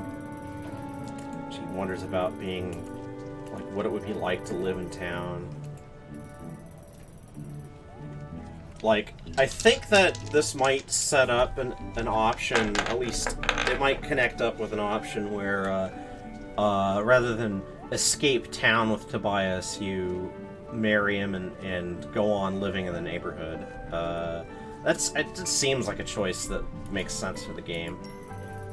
Alright, Cinders gets done wandering, and only one choice, go back home.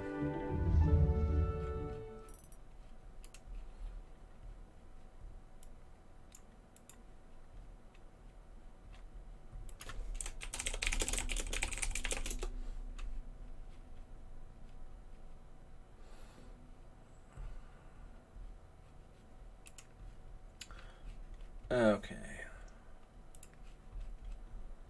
Sorry, just... my attention's wandering a bit.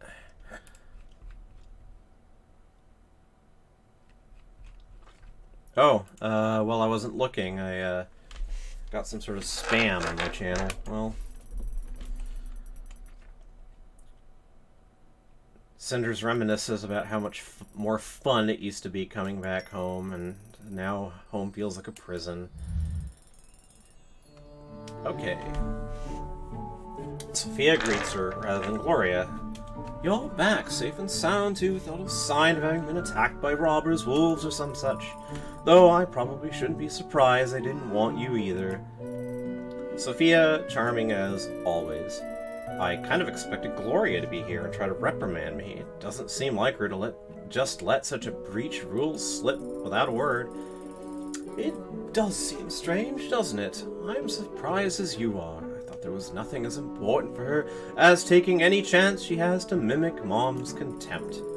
Oh, I can imagine it already. If Mom was here, she would tell you you should have a stick up your derriere like I do. You're awful, and more importantly, off the point. What happened with Gloria? I don't know. She didn't seem that angry. More like sad, really. Both mean that she's not well at all, so I'm content either way. She was so bummed out she didn't even want to speak to you, so that's a bit of a disappointment. The frustration and you getting yelled at, that would have made my day. Doesn't it ever occur to you to stop this? We've had a whole Carmosa-free day. Can't you drop the act for just a moment and tell me how you did spend your day of freedom? Oh, I wandered through the flowery fields, bathing in sunshine and harmony of nature, and kissing butterflies. Let's not forget about kissing butterflies. If that's what you prefer, then fine. I sat in my room, okay? And I'm glad I did. Nobody bothered me there, because who would bother to come? I finally got some peace and time for myself. You spent the whole day locked in your room. Why? It's a living.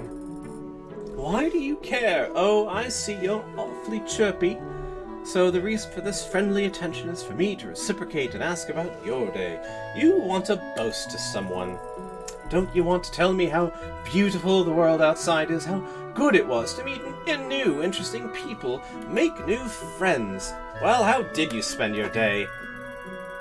So, I did spend the day enjoying other people's company. People I could actually talk to, and they answered without spitting venom. Do you see anything wrong with that? Sure, there's nothing wrong with it if you haven't got your own ideas or thoughts to follow or interests of your own. Go ahead. Busy your life. Busy yourself with the lives of others. Lives of Others is a very good movie.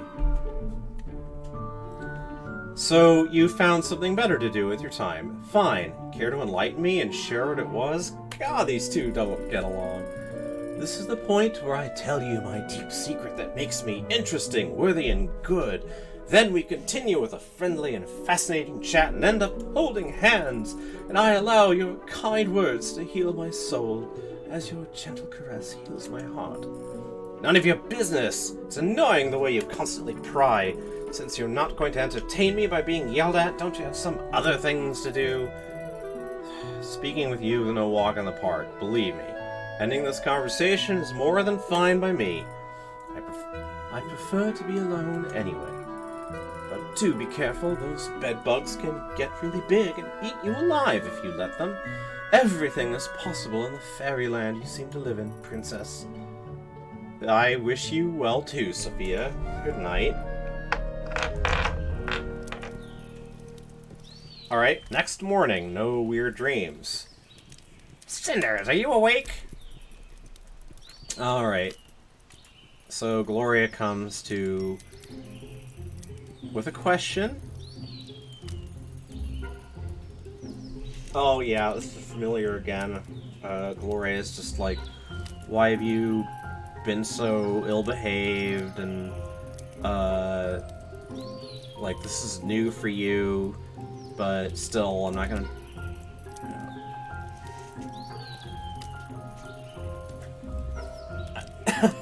Gloria's a bit paranoid. You've been undermining me.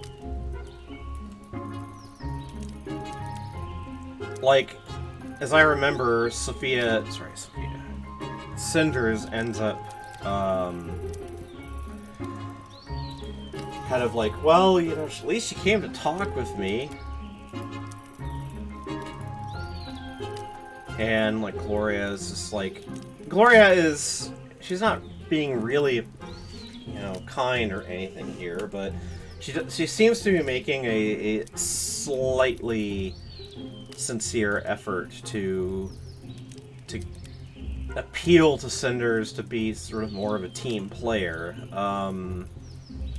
which, you know, is Gloria trying to sort of take charge of the situation again, but it's, yeah, like Gloria is being fairly reasonable here, which is that, hey, look, the nicer you get along, then the smoother things tend to run around here.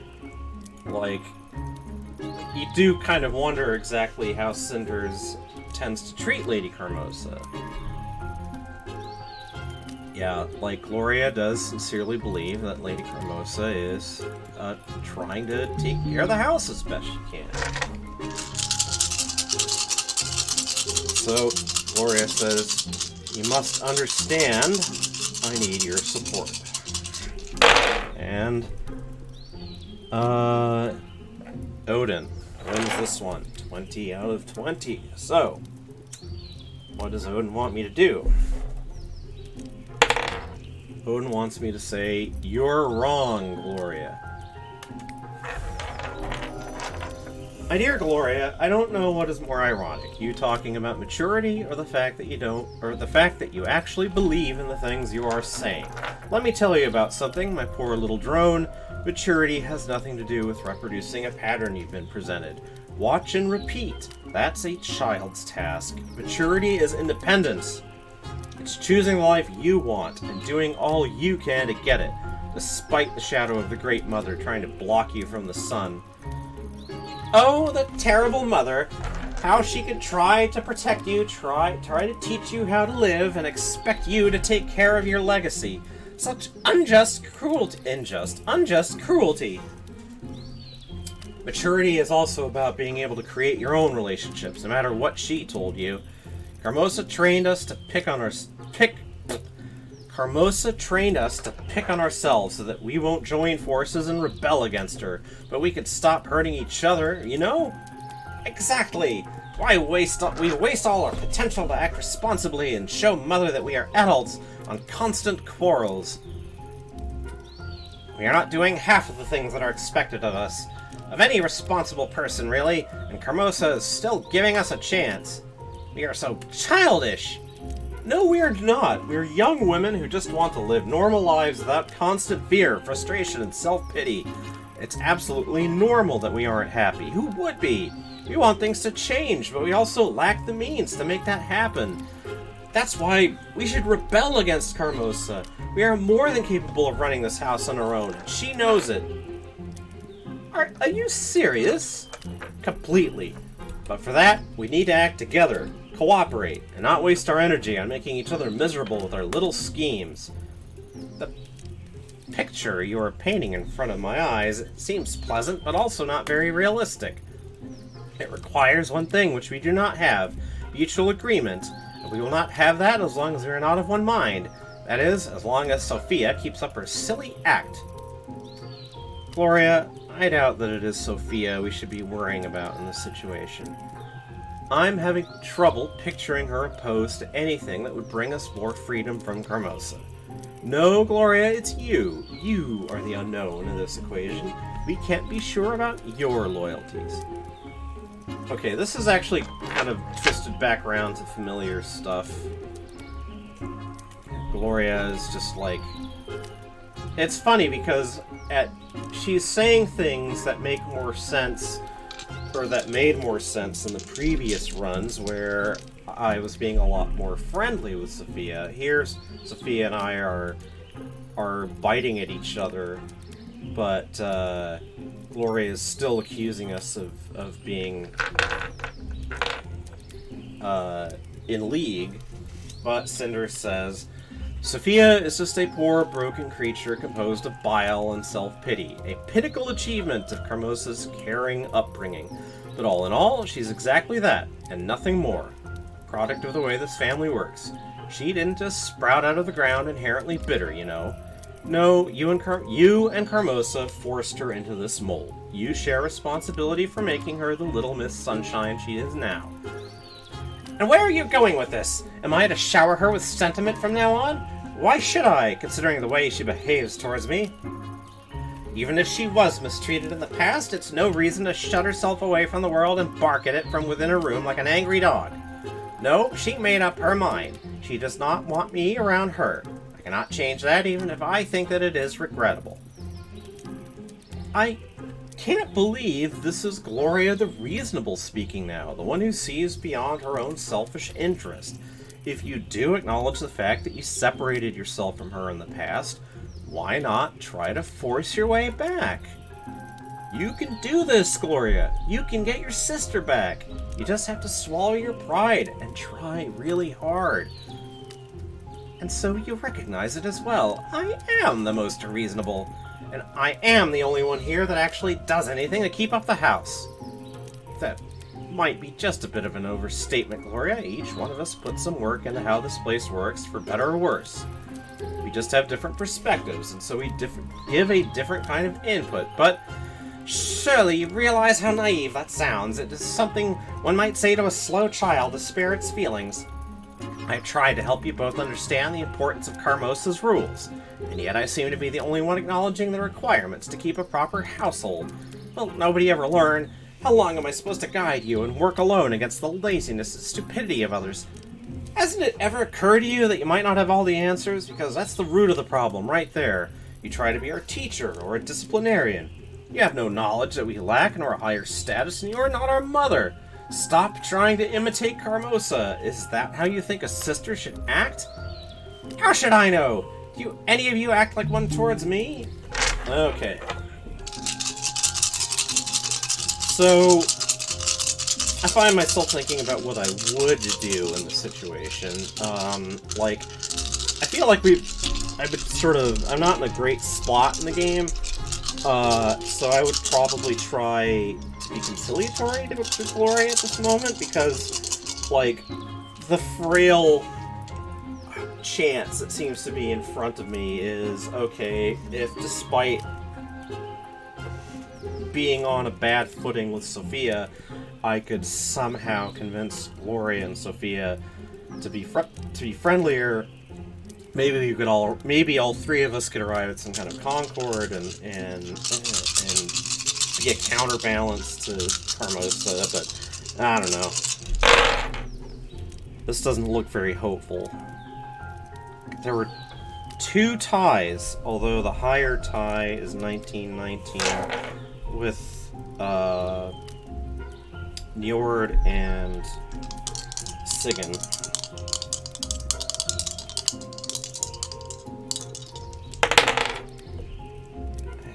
The Njord die wins, so 1 through 6, 7 through 12, 13 through 18. 7. Reason with her. Oh, right. Now, that was actually the choice that happened last time, and I thought Cinders is actually, I thought that reasoning with her would be more reasonable, but I feel like Cinders just kind of, cuts, Gloria down to size, and I don't think that... let's see, Gloria says, okay, she admits that she would like the situation to change, and it's just like, what do you want to do? Not what would impress Lady Carmosa, not something you think of as a chore, but what do you actually want to do with your life, Gloria? She admits, well, I just want the household to get along, and she just wants everything to run smoothly. And that's fair. It's like, well, what do you want to do after that? It's like, well, I don't know. Gloria gets pensive for a moment, but then it's just like, you're just picking on me, and they start arguing again. Yeah, it's just like, I don't know. I feel like this isn't going well. Like, everyone's still fighting with each other, and everything. Yep, and Gloria's just like, I don't know why I even bothered. Alright, yeah. Gloria's just mad now. Just go have your last free day. Ha ha ha. Cinders taunts her. It's like, you can't stop me. So, yeah, that didn't exactly end happily.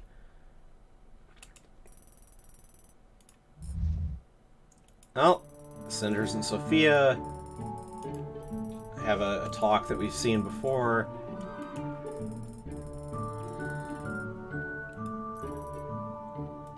Sophia is kind of amazed that Gloria actually went and talked to Cinders, and Sophia is curious.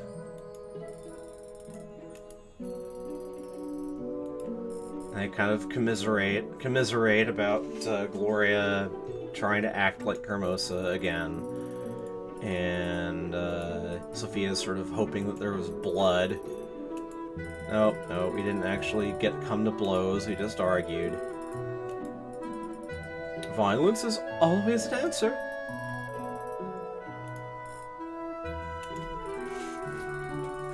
So, alright, let's go through this. I have to admit, seeing all of the same stuff over and over again is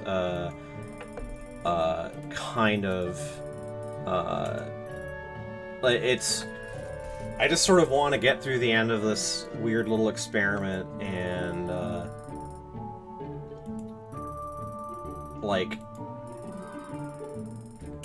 it's like this conversation is not actually that interesting. It's just, you know, more. It ends up being more Cinders and Sophia biting at each other. Okay, only one choice. Go to town. So I think that any Lady of the Lake options are probably closed off now. The failure to leave a gift probably ensure that. So, and okay, this presumably is always going to happen in the game, just like a few other things. That Cinders is going to find out that a townswoman is accusing Madame Guide of killing her cow, even though it's quite plain that the townswoman didn't called Madame Guide for help only when it was too late, and that she wasn't accepting Madame Guide's advice anyway, and so, you know, the townswoman is, of course, going to blame Madame Guide because that's what people like do her. Perot steps in and kind of tries to calm the situation down in a sort of shitty cop way, which is just like, you know, hey, break it up, nothing is going on here. It tries to make apologies for the rudeness that and the bigotry that Madame Guides had to put up with, and it's just like, well, you know, these are good people, yeah, sure, whatever the fuck.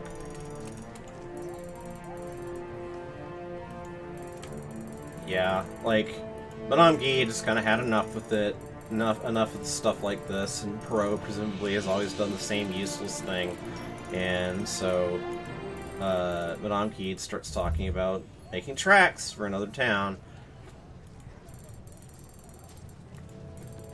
And, yep, Guide's like, well, yeah, I'm just kind of tired of people coming to me for help and then blaming me when the help doesn't work, or if they don't actually accept my advice, and it's just like, I've never been happy anywhere, really, so...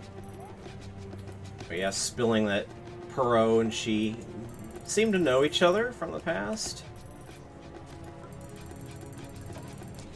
Reminding her, hey, have you thought more about, hey, Cinders, have you thought more about how you're gonna, what plans you want to make? And Cinders admits, no, I haven't actually really thought about it yet.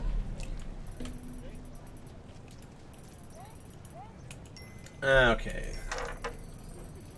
So, Tobias, oh, she just goes straight to Tobias, alright.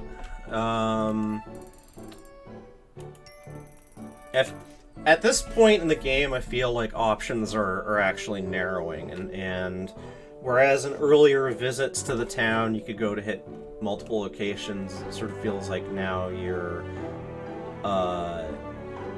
events are getting pushed towards the grand ball that's the center of the game. So, anyway, she talks to Tobias, and she, it's like, oh, you actually talked with Gloria, is that news? And, yeah, we've seen this before. It's like Tobias jokes at her, it's like, oh, is your sister ill? So, kind of wondering where this is gonna head. Oh, the shady character shows up, that's right.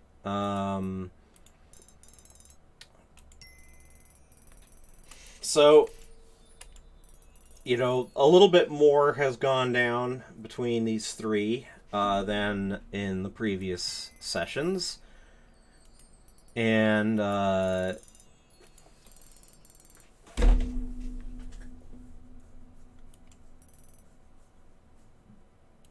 so Cinders wants to know, alright. So what we know at this point is that the shady character has sold some information to Carmosa, and that's all we know so far. But here, Cinders is going to get the answer out of the shady character one way or another. And, but now Tobias is curious as well, and together, both Tobias and Cinders pressure the shady character into snitching on Carmosa. So,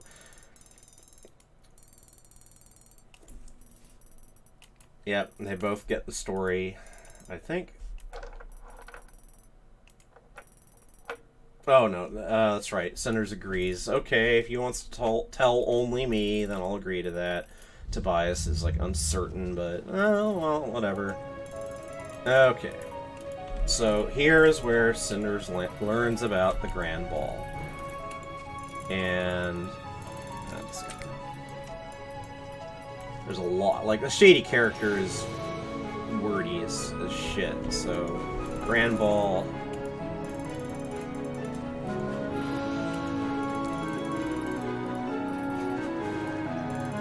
Yep, and it's gonna be a mass ball.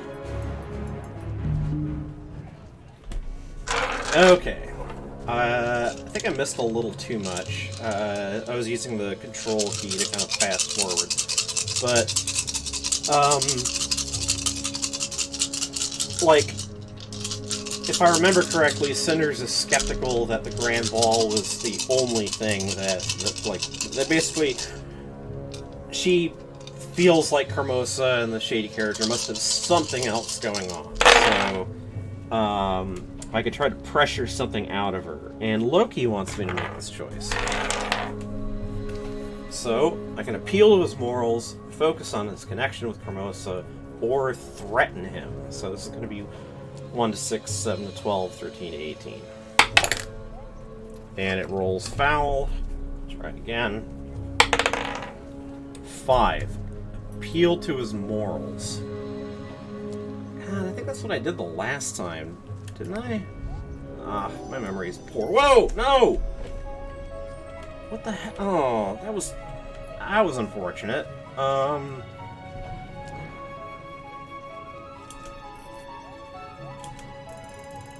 Yeah, like that, I feel like, nothing ended up happening anyway, which is that, he...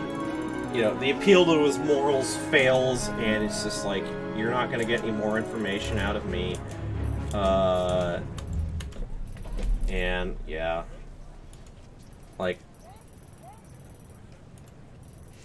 she wanted his knowledge, but didn't get it. Wait, I'm sure. There it is. I think I might have forgot to roll one of the dice last time. Anyway. So, Cinders is unhappy. She didn't get any information. So she just goes for a walk. And, yeah, she's like, Well, at least I enjoyed walking through the town and window shopping, but, like, this is my last day of freedom. I'm gonna have to go back to Lady Kermosa in the morning tomorrow. It sucks. Okay, so long, freedom. It was a pleasure. That was kind of, I think, an indecisive visit to town, and, you know, maybe that's the real lesson of trying to do all this stuff with dice, at least the way that I've been doing it, is it's not actually going to lead to the most interesting things happening, because choices are going to start cutting against each other, and, like, we might just end up with some sort of blah, answer. I mean, well, anyway. There's only one thing to do now, go back home. Yep, feels like coming back to prison again, and life sucks. Maybe I should just vanish in the woods, have daydreams about, yeah, like, I don't know, Cinders' habit of kind of drifting off into fantasies is, well, I mean, it's going to sound ironic that someone who considers himself an instance of a character from a video game might feel that this is all a little, like, I don't actually have a lot of fancy about me, if you know what I'm saying. I feel like I've had a hard life, and I've had to do a lot of things because I felt forced to, not because I had any real emotional investment in them, and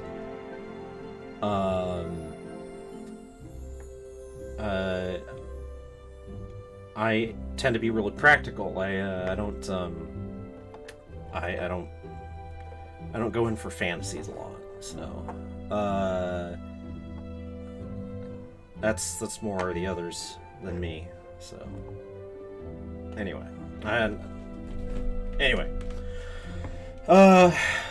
but you know, Cinders, I'm slightly charmed by Cinders' kind of habit of trying to cheer herself up with her little sort of dreams of hers.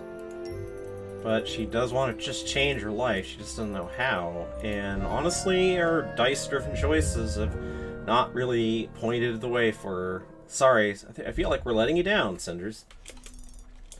Okay, so another dull conversation between Perot and Prince Basil, where Basil is basically offering Perot a new job of, basically being a, you know, like, hey, your job as a, you know, sort of official, dealer of state violence is over. We're trying to do things more peaceably now, so that means having a different attitude towards your job, and it's either that or I'm basically going to retire you. And, like, it's a strange thing to learn that you are not needed. I mean, I don't know, like, the sad thing is that Perot, you know,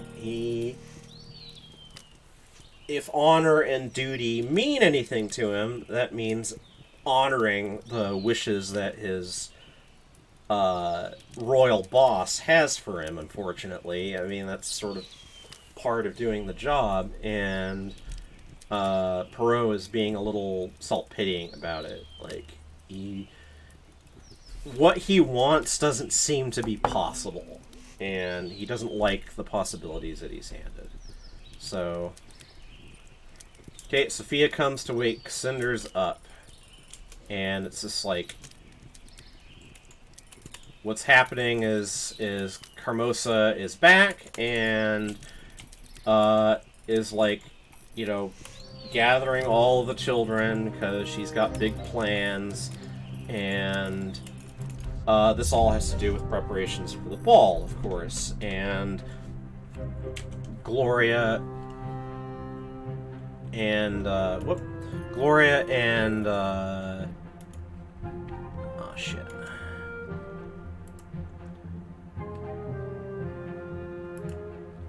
Let's see here, just a second. Gloria and Sophia are going to be dressed up for the ball, but, I keep hitting Z instead of space. Gloria and Sophia are going to be going to the ball, but Cinders' job is going to be just, you know, you're going to, your job is to make sure the house is spotless, and that's very important. And, of course, Cinders is like, I don't want to do that. Anyway.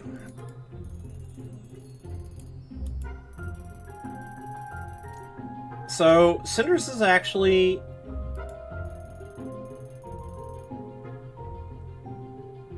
trying to... It's funny, like... So Cinders at this point seems to be trying to make some rather feeble attempt to get family concord going, but considering how she's been conducting herself up to this point, of course this fails, and Gloria is just, I had no idea you could be so resentful and full of hate. What gives you the right to judge Sophia when you yourself are so cruel to her? And it's just like, Cinders, you know, okay. I'm not sure how much longer. Like, I wanted to try to get through it, but I've already been at this 2.5 hours.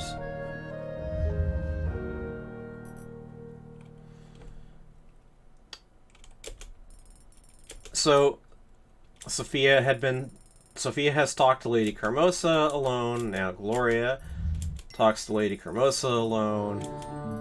Cinders tries to make conversation with Sophia, but of course all they're doing is fighting now.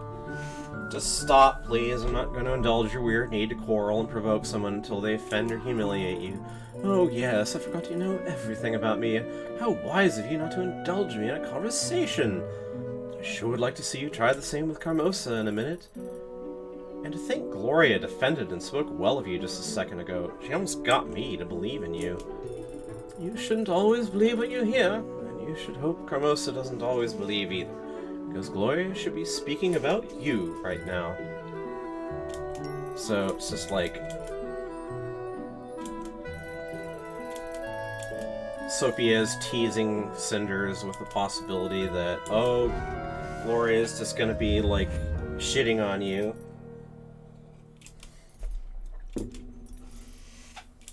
Gloria seems alright. It was a normal conversation. And, alright, more bickering. God.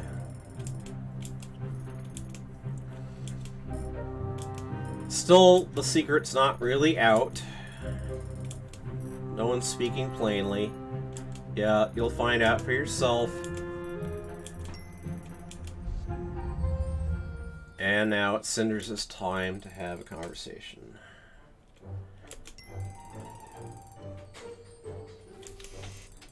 Carmosa is angry, of course, and Gloria or Sophia did spill the beans that all that Cinders was doing was wandering around town and stuff. It's simply not proper.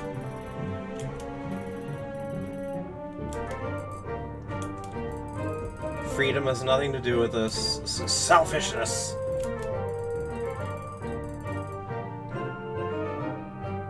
And, like, Cinders is not going to be conciliatory here, and of course, Lady Carmosa is just had enough of it, and now she just goes into, alright, we're gonna do preparations for the grand ball. Oh, you've heard of it? How did that happen? And it's like, well, you know, just... you know, like,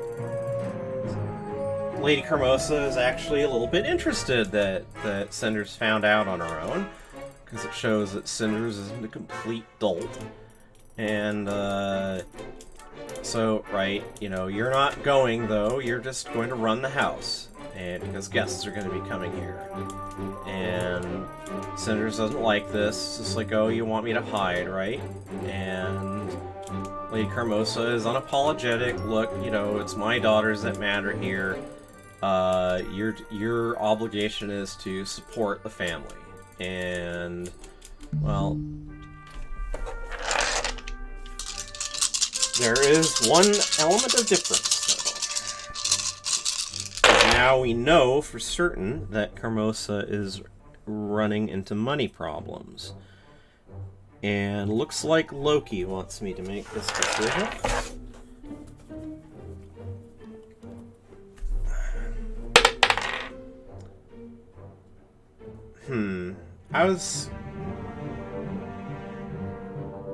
God, I'm really tempted to...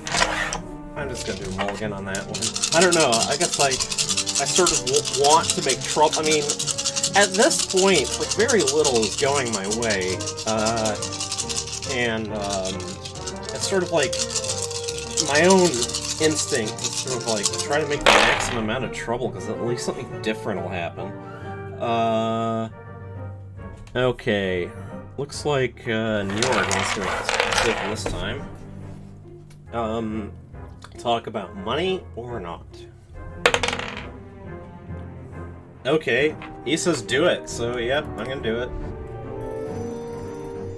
Yes, apparently a big house and an inherited title don't make anyone rich, do they? And when in need, even the most proud and snobbish get desperate enough to trade away heirlooms. Oh, Cinders goes right for the jugular.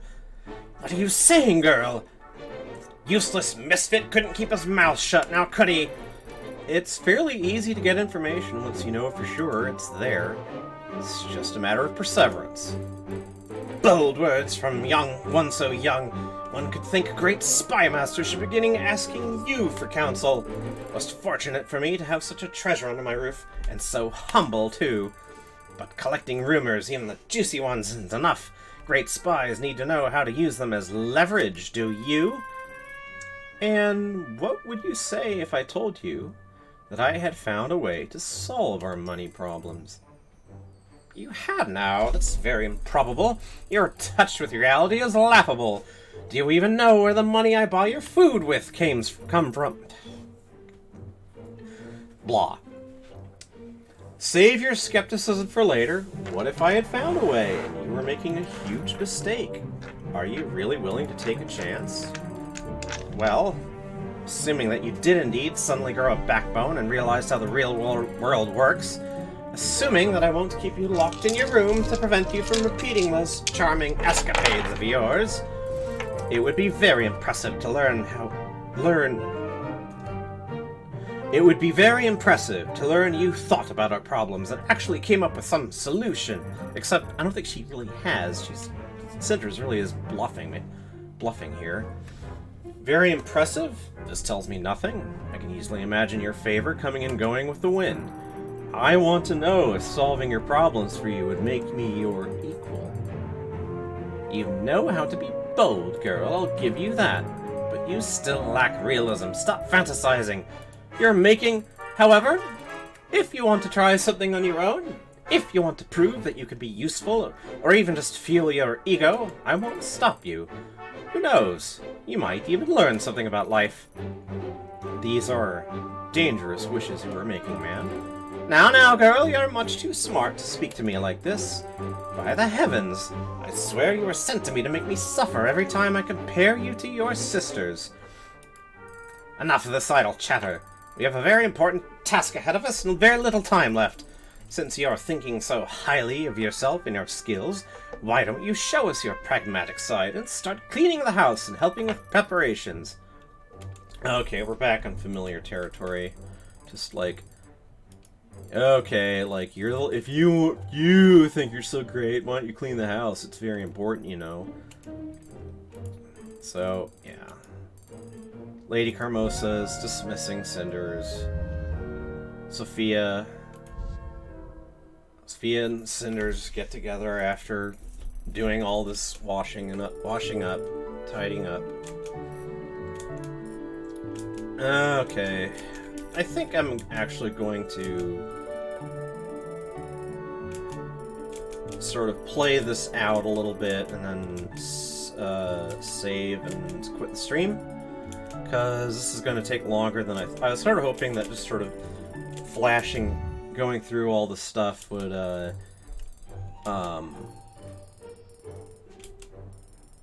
take so long, but I mean, we're not even up to the ball yet, and I'm getting tired of this. So it's like, well, I guess, you know, this is a decision I made. I decided that I would go back to this game one more time, and well, yeah, and it's just like, the dress is no good. We're gonna have it altered. Everyone's getting along just happily. Okay, we're gonna go to the tailor tomorrow, and that's gonna give Cinders a chance to... Alright. Let's see here. I think we're at the end of a day, so I think all that happens is, like, she's gonna... Like, we're headed into the start of another day, so I think I will save when that happens. And Cinders is like, okay, what am I gonna do? Oh, I didn't know this was gonna happen, actually. Alright, she decides to sneak out, go to the cemetery again. Right, like we've seen this before. She talks to... Oh, right, this is where, I forgot that when the Lady of the Lake actually makes a definite appearance, it isn't at the lake, it is actually at the cemetery, and this Lady of the Lake is going to reveal that that she knew Cinders' mom, and that she had some sort of concord with Cinders' mom. They had an agreement, and all agreements have their price. Your mom used to dance with the Fae, and, like, we did some of this the last time, and it felt like accepting the help of the Fae didn't actually lead Cinders to happiness, which kind of makes some sense. But let's do this choice where Cinders will either say, hey, yeah, I could use your help, or I make my own fate. No gods, no kings. Wow, all 8 dice, and all of them rolled 10 or less. That's interesting. Well, the Freya die rolled the highest number. So, Freya says to say, I make my own fate. Is that the thing that Freya would say? So, anyway, on the advice of the die, Cinders says, I see. I'm sorry, but this is a bit too much for me. The future is unknown as it is. Adding another unknown to it won't make things easier. I don't know what your offer really means. Besides, once I give up my right to make my own decisions, I become a prisoner of fate or luck or something else. Something I don't understand. I won't risk that. My decisions belong to me alone. You are small, but your illusions are great. What choice do you speak of? What fate would you like to forge on your own? Your limbs are already shackled, but you like to listen to your own voice too much to be able to hear them clatter. Your tools are forged. Your route is planned. You are an artifice, but not of your own making. Maybe there are some things I can't change, but it only makes the decisions I can make all the more precious. Are you trying to tell me that it's all set in stone? That I was played like a pawn on a chessboard? You won't, are you not? Your words are stubborn, like your mother's, before she understood. Your choices carry weight, like the one you are making now, but they will not be heavy enough. Such things fly like feathers when fate blows. You do not want to see, but you need our aid. That is why we have come. Maybe I'm wrong, but it is my choice. As long as I have one, I prefer to do things my own way. Your path is unfolding. Soon you will have to act and make a choice. You will be guided by your blood and nature. When it will come to pass, we will be waiting for you. I still can't believe it, any of it. And yet your blood speaks otherwise. You are your mother's daughter. Your fate has brought you to the lake, and the lake is watching you. You keep on repeating things like that, but why me? What makes me so special? Special? What can be special for fate? Yeah, and it's sort of like, well, yeah, you know, you're part of the pattern, you're not important, you just think you are.